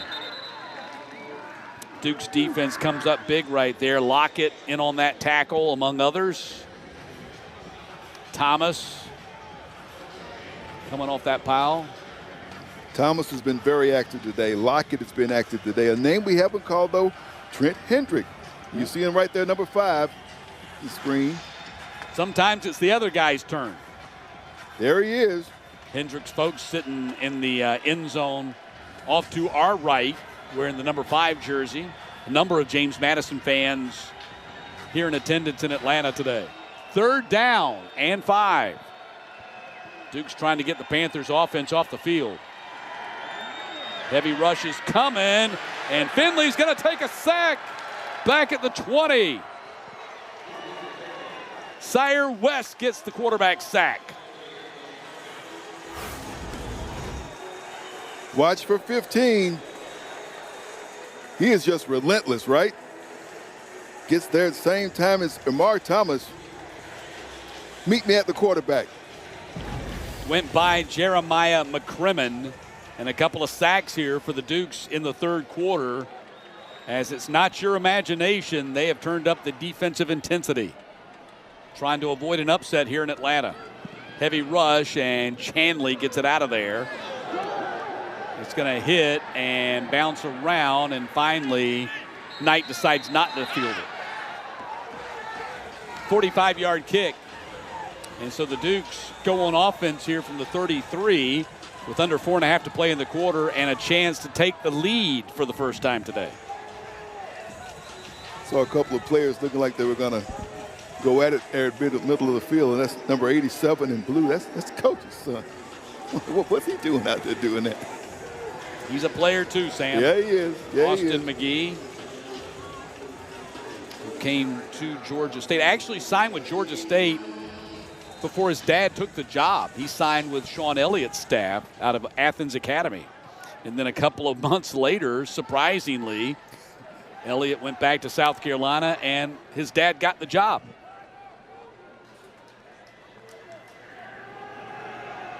Barnett up top, far sideline, jump ball knocked away.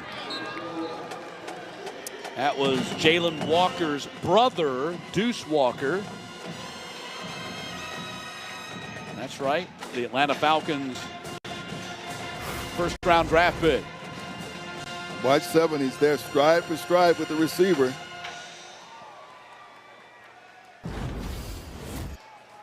You think Dale McGee's association with Jalen maybe helped him out with Deuce in recruiting? Maybe.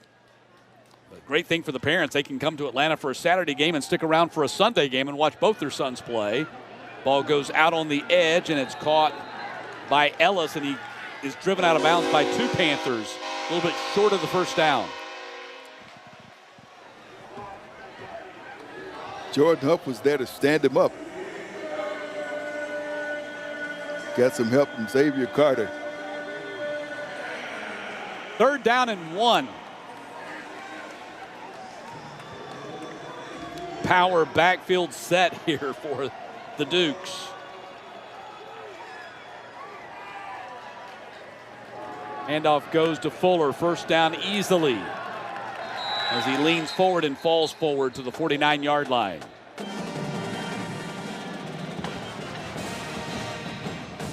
Fuller has been delivered when his number's been called today. He runs hard. Credit that line up in front. Clearing some space for him. And it was last week that he finally got an opportunity to break through, and it's because of injuries there in the Dukes backfield. Again, Pettaway out for another game. He was listed on the injury report as out. And Fuller down to the 45. Io Adey, the transfer from North Texas, was actually listed as available and went through pregame warmups, but we have not seen him play today. And it's been Knight and Fuller the whole way. And those two have now rushed for over 120 yards. I think the pair at 125. Georgia State changes some personnel up front.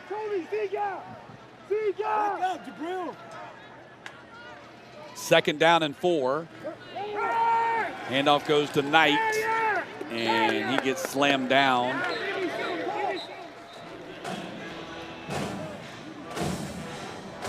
Got maybe a yard and a half on the play. But Ian Matthews, we saw him leave the game earlier. He's back out there going at it. You can tell he's feeling it right now. Under 2 minutes to play in the 3rd quarter. Duke's playing with the momentum right now. And it's 3rd down and 1. Again, the same power backfield set again as they ran just a couple of minutes ago. Handoff goes to Fuller, and Fuller, same result, picks up the first down at the 39.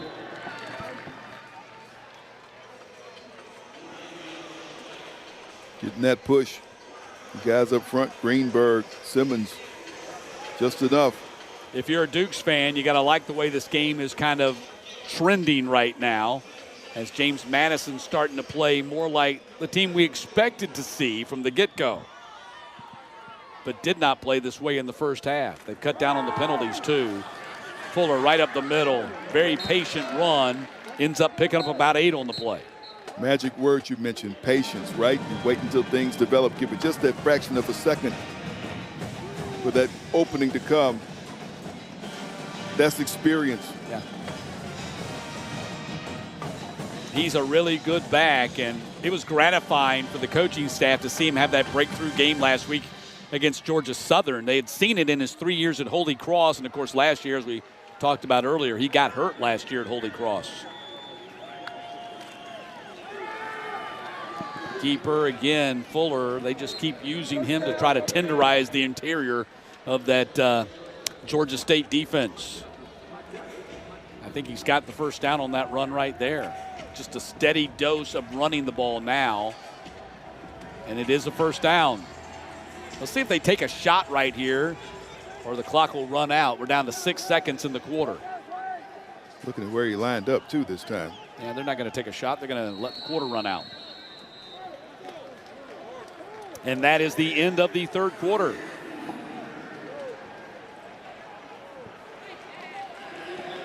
"45 minutes in the books here in Atlanta. We're tied at 7, but the Dukes on the move. And we'll have it 1st and 10 at the 29 when the fourth quarter begins. Start of the fourth quarter in downtown Atlanta, and a 7-7 ball game, although the Dukes are knocking on the door here. Barnett 11 of 22 passing, 74 and a rushing touchdown. 5 carries, 5 rushers for the Dukes, 179 total. Fuller was 71 of that. Knight was 70. Finley 12 of 15 passing, 154, 6 of 9 in the second half. And the Panthers with 6 receivers for a total of 168. Overton Howard, the top pass catcher, with 5 for 58. And now the Dukes start the fourth quarter with a toss to Knight. Knight will go down as Deuce Walker comes up from his cornerback position to make that tackle. The other big story in this game that we didn't show you in this graphic is that the Dukes, after committing 9 penalties for 90 yards in the first half, had 1 for 5 yards in the third quarter. That's a big difference, right? You talk about things you're doing on the field, but also cleaning some things up in the second half.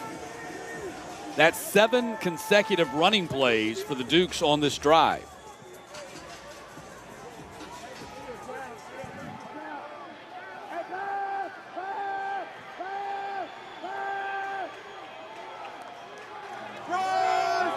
Knight on running play number 8 in a row. Trying to get around the edge, is not going to be able to do that as he gets tracked down by Josiah Robinson. Brings up 3rd down and long. Georgia State defense ready for that play.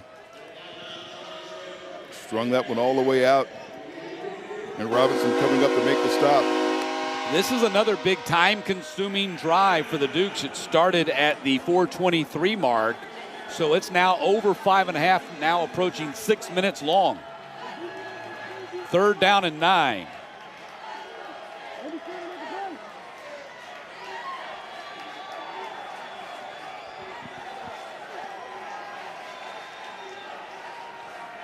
Barnett, clean pocket. Nowhere to throw it. Quarterback sack as the pocket broke down and the Panthers were able to get in there and get the penetration for the sack. Bishop Thomas, first sack of the day for the Panthers. Barnett tries to extend the play. Thomas back there making a stop. Big TFL. Brings up the 4th down. What do you do here, Matt? And it's 4th down and 17. I think they're going to try a long field goal here. It looks like they're going to try. Looks like they're going to punt. Wow, how about this? They're going to punt. Watch number 15. Yeah, exactly. There he is. Hello. They've already done this twice.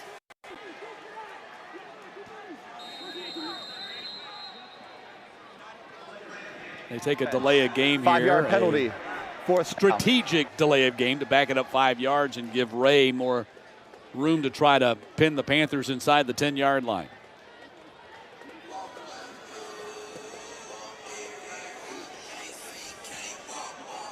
So that was a huge quarterback sack for Bishop Thomas. You can go ahead and circle that one, bookmark that one if the Panthers win this game for knocking them out of field goal range, because they certainly were in field goal range for a chance to take the lead. Ray trying to drop it inside the 10, hits at the 5. They got an opportunity. They pin it at the 1. What execution by the punt coverage team, and the punt by Patrick Ray. 40 yards puts the Panthers at the 1 on offense when we get back. 2.5 minutes into the fourth quarter, we're tied at 7. Matt Stewart, Sam Crenshaw. James Madison's brick wall defense has lived up to the billing here today, but so has the Georgia State defense. You look at the Dukes, came in 3rd in the country total defense, giving up 209. They've given up 192. Came in 12th in sacks, 3.25 a game. They've had 2. 118 passing per game. They've given up 168 there. Most importantly, though, scoring defense. They give up 15 points per game. They have allowed only 7.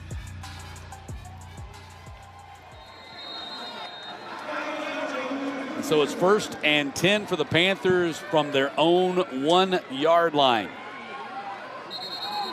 Boy, got movement.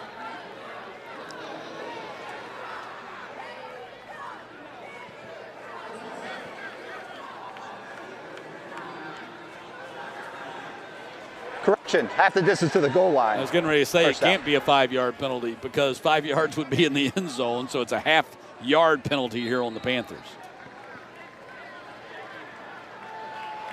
KB Boyd. And he's had a little bit of a struggle at times here today. Handoff goes to Amos. He gets out of there and gets up to the 9-yard line. He was a breath away from breaking off a really long run. That's what you want in that situation. You want to play to give you some working room. Tries the left side of that line. Yeah, they missed a safety right there. Guy shot in there and had a chance to hit Amos in the end zone and may have nicked him a little bit, but Amos got out of there and picks up a big gainer up to the 9-yard line. 2nd down. Finley across the middle, incomplete, going to Robinson and broken up by Barksdale. The Georgia State sideline, thinking Barksdale may have been over the back a little bit. They don't get that call. 3rd down and 2. It's hard to tell because the pass was low and Robinson was trying to go down and get it. So did Barksdale knock him down, or was Robinson just going down to get it? The officials ruled Robinson was just going down to get it. 3rd down, quick snap. The Panthers try to pick up the 1st down right here, and the play gets blown dead. Full start. Offense. Not all 11 plays were set prior to the snap. Half the distance to the goal line. 3rd down. Yes, the Panthers tried to go quick snap right there and catch the James Madison defense off guard. Didn't work. So ball back at the 4. 3rd down and 6. A lot different now with that extra 5 yards. Well, you probably got to pass the ball now. Try to pick up the 1st down.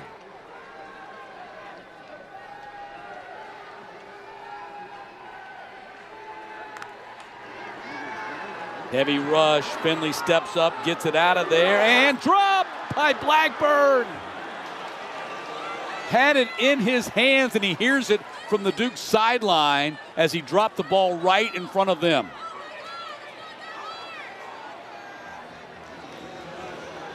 Crowd can't believe it.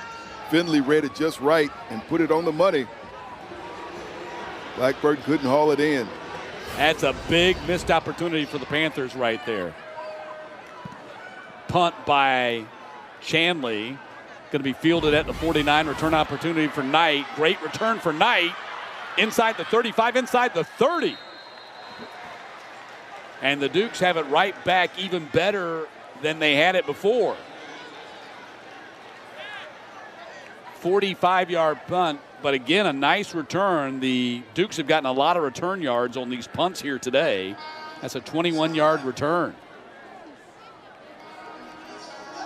Big defensive series for James Madison.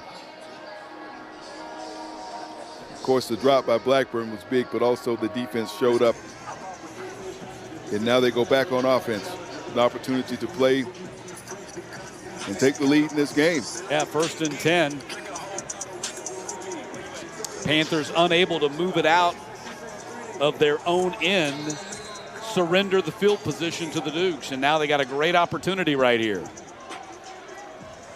as they have owned the second half, much like the Panthers owned the first. Fuller gets the handoff. Who else? Well, when you got a guy that's, 225, basically a fullback playing the running back position, use him. And I think that's what the Georgia State defense can expect right now.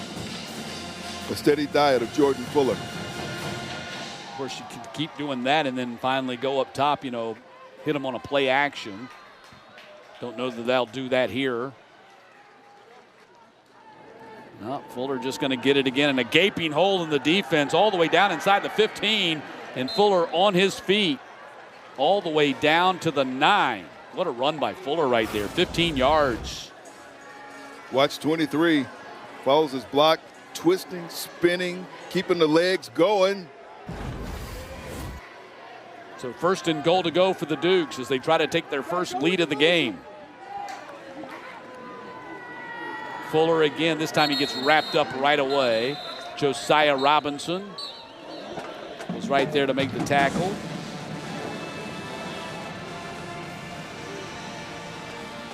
Don't know if anybody else from gets Jalen Jones. Jalen Jones has had a career high in tackles today.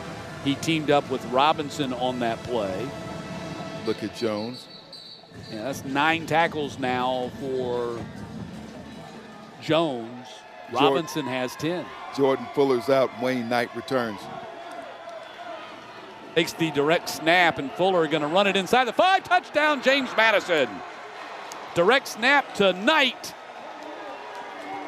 Goes 9 yards for the score, and the Dukes have their first lead of the day. It comes with 9:50 left in the game. We wonder if anybody else was going to touch the ball, and sure enough it was. Knight gets it, makes his own call on the direct snap, takes it in for the score. Dukes got the lead for the first time today.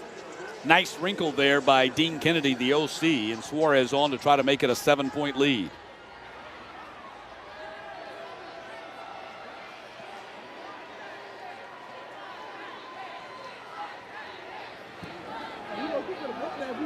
Kick is good.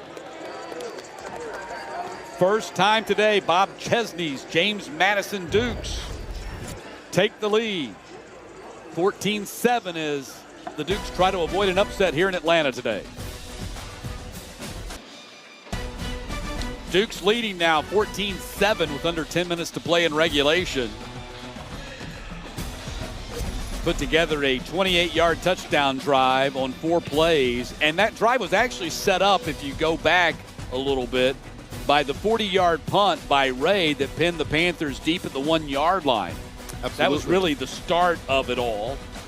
And then the Panthers, unable to move it out, had to punt it back, and so you had the great return by Knight, set them up at the 28-yard line, and then 4 plays later, they're in the end zone, have the lead.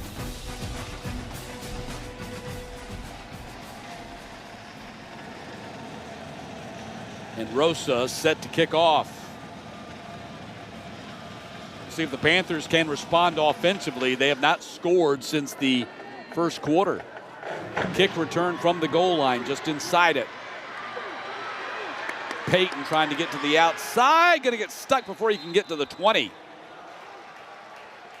Rogers on the coverage. Mekhi Rogers downfield for the Dukes. Great kick coverage right there, and the Panthers don't make it back to the 20. Fuller, 16 carries, 90 yards today, averaging 5.5 yards per carry. And this James Madison rushing attack is going to end up looking close to what it typically does. They're at 201 as a team right now. Well, he's been a big part of it today. He and Knight, what a punch, 1-2 punch those guys have been.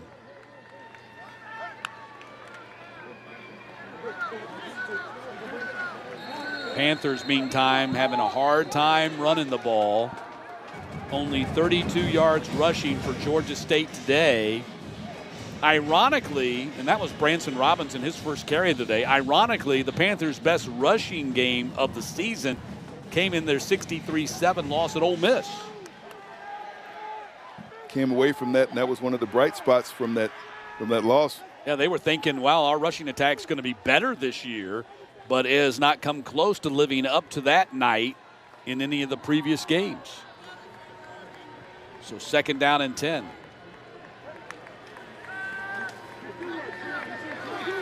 Finley to the outside. That's a completion. Goes to Robinson. Javon Robinson with the second effort. Did not quite get the first down. He's out of bounds a couple of yards short.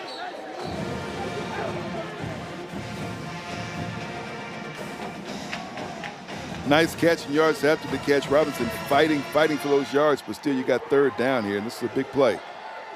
And the way James Madison ball controls the football and have in this game, the Panthers, if they don't pick up the first down here, they're going to be faced with a tough decision, because if you punt the ball back to James Madison, you might not get it back. So this is a big, this is a very big third down conversion coming up here for the Panthers. And moot point as Branson Robinson with the second effort lunges forward and picks up the first down. Where's this guy been? And a lot of people wonder why we don't see more of him into the rotation. Well, he's the running back. Yeah, from a recruiting standpoint, highest rated running back ever in Georgia State history. Of course, they got him on the rebound from Georgia. Of course, he had 2 knee injuries at Georgia, so probably not the 5-star that some recruiting services had rated as the #1 running back in the country when he signed with the Bulldogs initially. The first time we've seen Branson Robinson comes here in the fourth quarter here today. Play action, ball off the hands of Robinson. DJ Barksdale was all over that one. And Sam, this is where the Panthers get in trouble. This is the second consecutive first down that they got nothing on first down, setting them up with a 2nd and 10. So you're basically wasting a play, and you only get 4 to get the first down, of course. So now it's 2nd down and 10.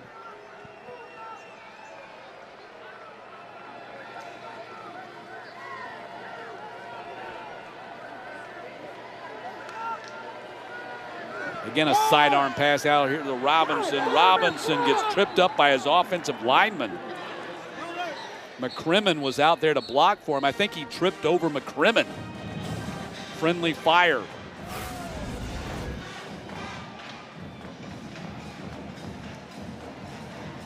Yeah, McCrimmon took him out. Didn't trip over him. McCrimmon just ran over him. McCrimmon was trying to get out there and execute a block and knocked his own player down. It's 3rd down. And 10. And I will go ahead and answer that question I asked earlier. This is 4-down territory now for the Panthers as the clock is under 7 minutes to go. Heavy rush. Finley hit as he throws, and it's incomplete. Now they're going to punt it away. I mean, you almost have to, because if you go for it here and don't convert, you've basically given James Madison field goal position, and a field goal at this point puts the game away. So thinking that they might pick up a few yards there might have made a more difficult decision for them, but picking up nothing here and making it 4th down and 10, they got to punt it away.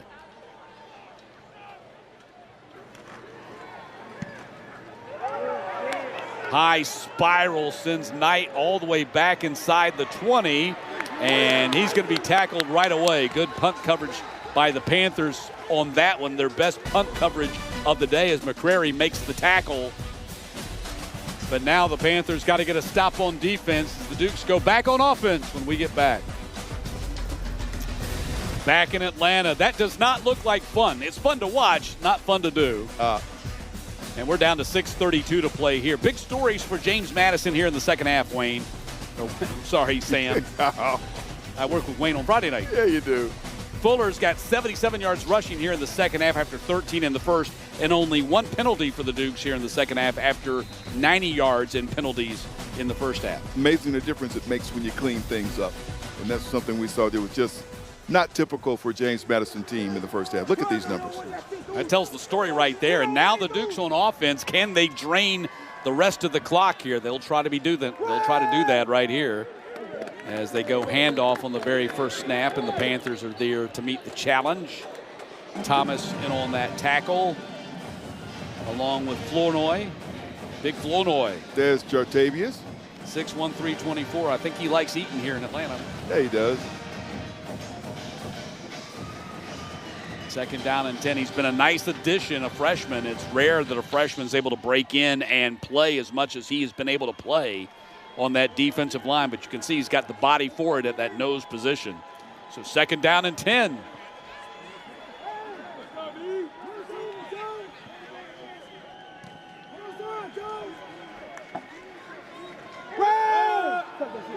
Adai gets his first carry of the game. So we told you that he was listed as available, and Ayo Adai gets his first carry of the game right there, and it's going to be 3rd down and 2. Transfer from North Texas. He exits and Fuller returns, and they go back to that lineup that we've seen, that formation, just a power formation. Yep. 2 tight ends in there blocking as fullbacks. Dupree and Kyle, and Fuller lined up as the tailback, even though he's more of a fullback, gets the handoff and does not get the first down.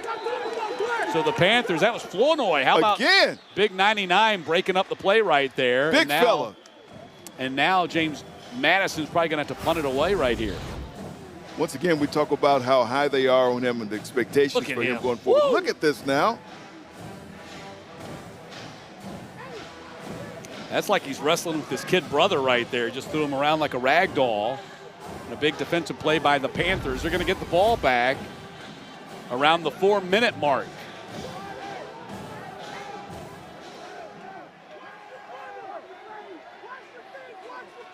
You can hear the Panthers sideline yelling, "Watch the fake." Not a fake this time. And Ray with a line drive kick, kind of knuckleballs down there and rolls dead at the 19.5, 18.5. So that is where the Panthers go on offense with 4:04 left in regulation. And you got to figure this is a must-scoring drive for Georgia State, because if you give the ball back to James Madison, at this point, I would say it's probably very highly unlikely that you get the ball back. Matt, you were wondering if Georgia State would go for it or if they would punt at the end of their last possession. They did. The defense did their job. Yep. They got the ball back for the offense. And now let's see what this offense can do. They've had their struggles in the second half. Yeah, Flournoy came up big for him, really did, on that defensive series for Georgia State. Now can the offense get on track? They haven't been able to score since the first quarter when Finley threw that 19-yard pass to the tight end, Overton Howard. Finley to the far side and dropped By Overton Howard. Who's had a good day catching the ball, but not that time.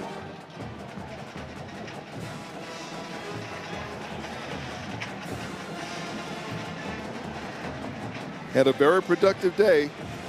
5 catches for 58 yards and that aforementioned 19-yard touchdown reception. And now it's going to be 2nd down and 10. Once again, a first down play that goes empty. Yep. Another 2nd down and 10. Seems like they've been in perpetual 2nd down and 10 here in the second half.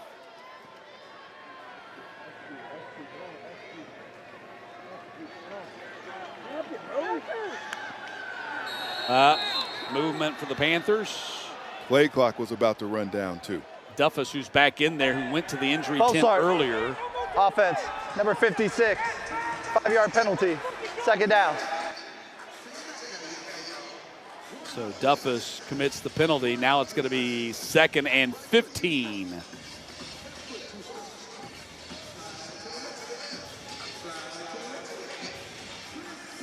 Time of the game when you want to be clean.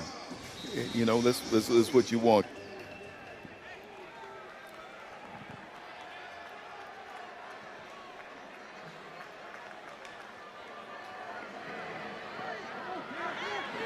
Tight end makes the catch. Overton Howard, catch number 6, Cam Overton Howard. And that's going to cut the yardage in half and make it 3rd down and 5 or 6.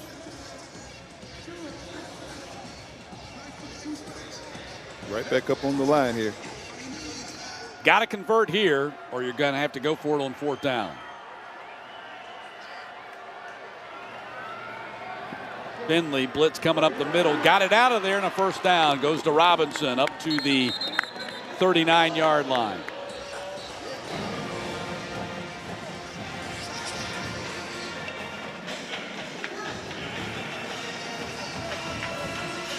Panthers quickly up to the line with the play clock running.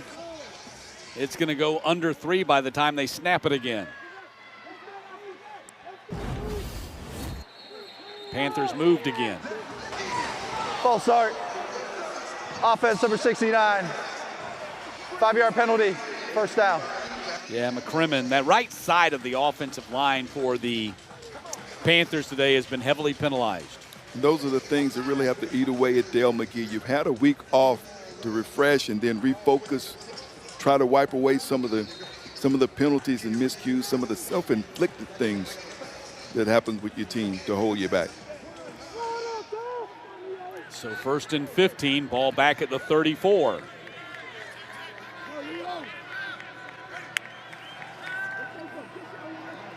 Pocket breaking down. Finley gets it out of there. Missed his man, Robinson, who was covered up well on defense.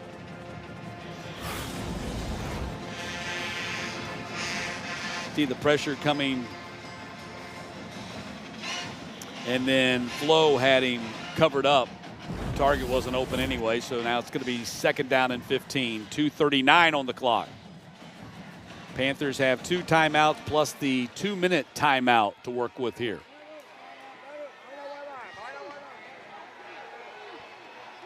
Branson Robinson goes in motion.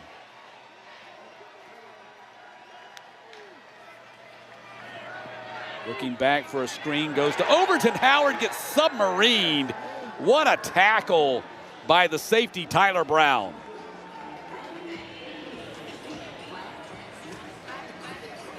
Tremendous textbook tackle by Tyler Brown to take the feet out from underneath Cam Overton Howard. Watch for 13 and White. Boy, coming in, submarine, making a stop, bringing up 3rd down, 3rd and long here, Matt. 3rd and 18, 4-down territory for the Panthers. We're about to hit the 2-minute timeout. We just did. This is the 2-minute timeout.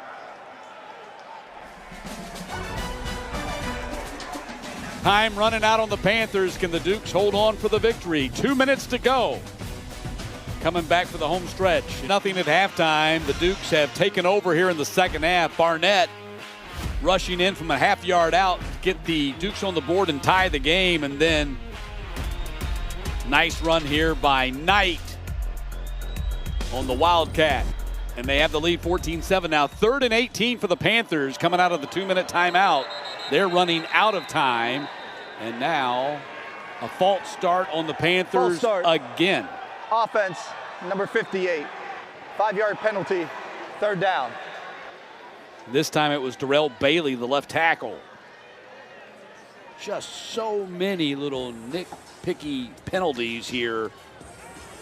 Pre-snap infractions before the snap of the ball that the Panthers had hoped that they had cleaned up during the bye week after that loss to Vanderbilt. They're bad to see any time in the game, but especially at a time like this when really the game is on the line.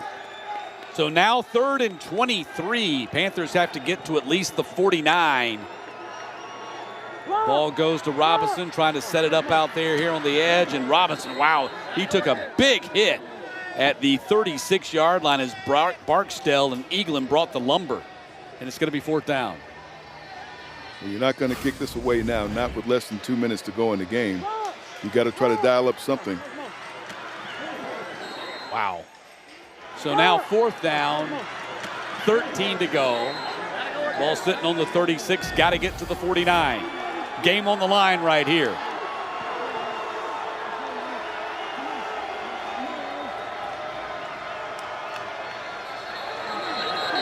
And another whistle. Did the Panthers false start again? They did. False start, offense. 5-yard penalty, 4th down. Please reset the game clock to 1 minute and 55 seconds. 1:55 on the game clock, please. Thank you. It'll start on the snap. The number of those type penalties here in the second half with the game on the line. 4 penalties alone on this drive has just been mind-boggling.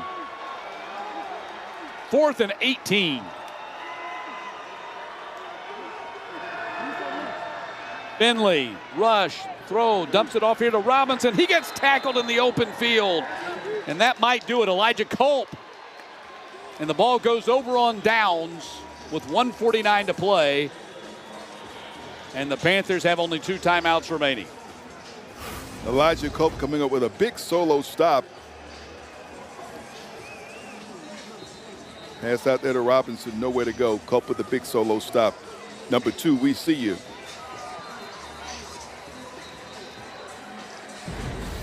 So with just 2 timeouts, it's going to be very hard for the Panthers to get the ball back. James Madison crowd that made the trip, exalting their team, and rightfully so. And of course, another first down will definitely put the game to bed. So the Duke's not in a position where they can kneel it out just yet. Direct snap goes to Knight. Knight looking to scoot outside, and Knight going to turn it back inside and still on his feet, and Knight gets to the 27, and the Panthers use their second timeout. What's the main thing he wants to do is stay in bounds, but then the Panthers have to Second charge timeout. use that timeout. Georgia State, 30-second timeout. And now the Panthers working against the clock, don't have the timeouts, and a first down here for the Dukes will end this game.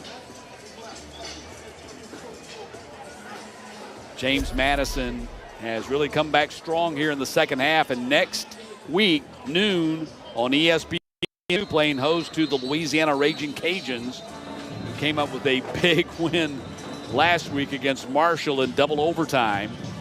And then on October 18th, you can circle that one too. That might be for the Eastern Division, as Old Dominion's having a great season too. Never a breather in the Sun Belt Conference. Nope. 2 big weeks for James Madison. They get a test here today. Georgia State came out and gave them all they wanted in the first half. Just weren't able to maintain second half. Some changes that James Madison made and really went exclusively on the ground. So second down. Handoff goes to Knight. They got him wrapped up, and he takes a loss on the play as the Panthers defense rallies, and Georgia State uses their last timeout. Charge timeout. Panthers use their last timeout, so from here on out, they're not going to be able to stop the clock. App State next week, that's going to be a 3:30 kickoff here in Atlanta. This game will be on ESPN+, and then the Panthers hit the road to play at Georgia Southern, back here in Atlanta for a Thursday night ESPN game against South Alabama on the road at Coastal. And the Panthers' final home game of the season before 2 on the road will be against the Marshall Thundering Herd on November 15th. So here you go, 3rd down and 5. If the Panthers get the stop here, then it forces James Madison to make a decision, which I don't think they'll probably put the ball down to try a field goal, which would seal the victory, but you also always run the risk of a block and a take back the other way on a field goal. They would probably go for it on 4th down, which would give the Panthers, if they got to stop there, to get the ball back with maybe less than 30 seconds on the clock. Or, of course, seal it with a first down, which they still have an opportunity to do here on 3rd down and 5.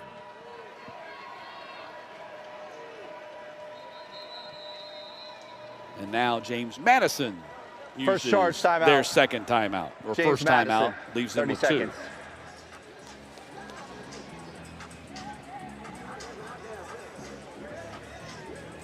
So a big first half for the Georgia State Panthers, but all they could take out of it was a 7-0 lead into halftime, and the Dukes have come back and controlled the line of scrimmage on both sides of the ball, offensively and defensively, shutting down Georgia State's offense here in the 3rd and 4th quarters.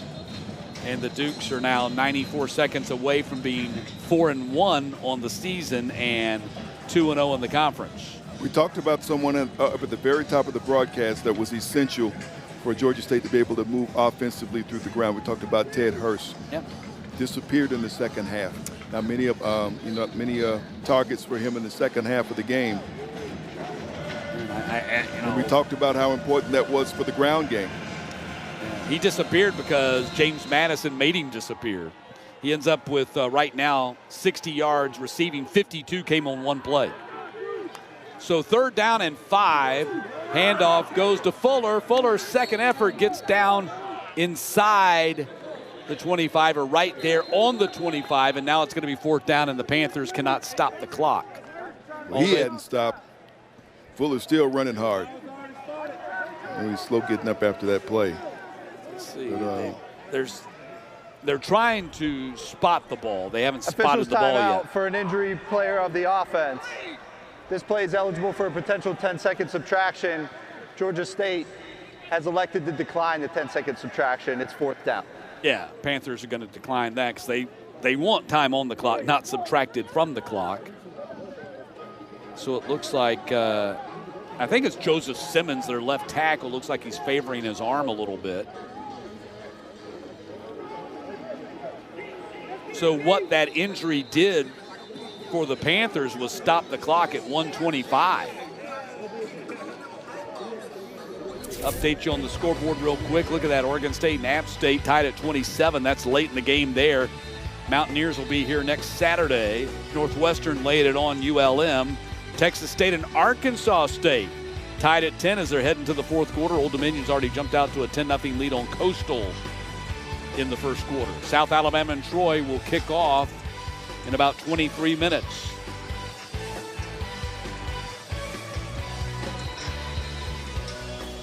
So 4th down and 1, they're going for it, going for the knockout punch right here. If the Panthers can get the stop, they'll still have more time than I thought they would have to work with. Well, there you go. Did they move or did the Panthers? That was Flournoy up in the front. Offside. Defense number 99 entering the neutral zone with contact. 5-yard penalty results in a 1st down. And he could also say game over. Yeah. So that'll give the 1st down to the Dukes. They can kneel it out from here.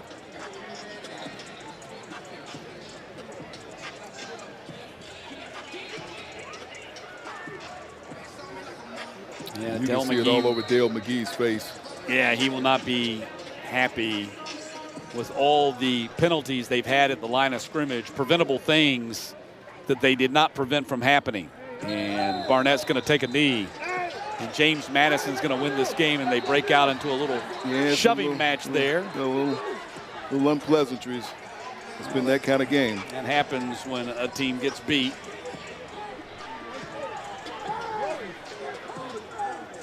And the Panthers are going to drop to 1-4 overall and 0-1 in the Sun Belt with App State, a team they've never beaten before in their history, coming to town next week.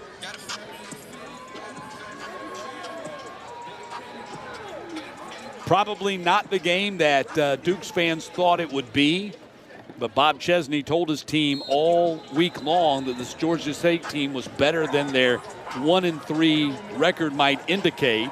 And the Panthers, at least in the 1st half, proved that to be the case. But James Madison started to play like the Dukes team that we expected to see in the 2nd half. And they're going to walk out of here with a 14-7 win. Got to play 4 quarters. You got to play 4 quarters, Matt. And that's basically what it says. Because of that, the Dukes have played those 4 quarters, and they're going to leave here with a win on this Saturday. Bob Chesney gets the win. It's his 13th as the Dukes head coach, and Sun Bo walking right across the field with him for the handshake. 94 yards rushing for Fuller today. This is the end of the game. Knight goes for 85. And the Dukes end up with only 287 total yards in the game, but 213 of it comes on the ground. Panthers held to 249. And there you saw Bob Chesney Sr. right behind him. So 3 generations of Chesneys here to celebrate the victory for James Madison today. 14-7, the final here at Center Park Credit Union Stadium. We'll be back here next Saturday for App State. That'll be 3:30 Eastern right here on ESPN+. Our executive producer is Amy Seals. Our producer is Matt Palicio. Our director, Patrick Glory. And for my partner, Sam Crenshaw, and our statistician, Kevin Barnes, I'm Matt Stewart. So long from Atlanta, where the Dukes win it by a touchdown.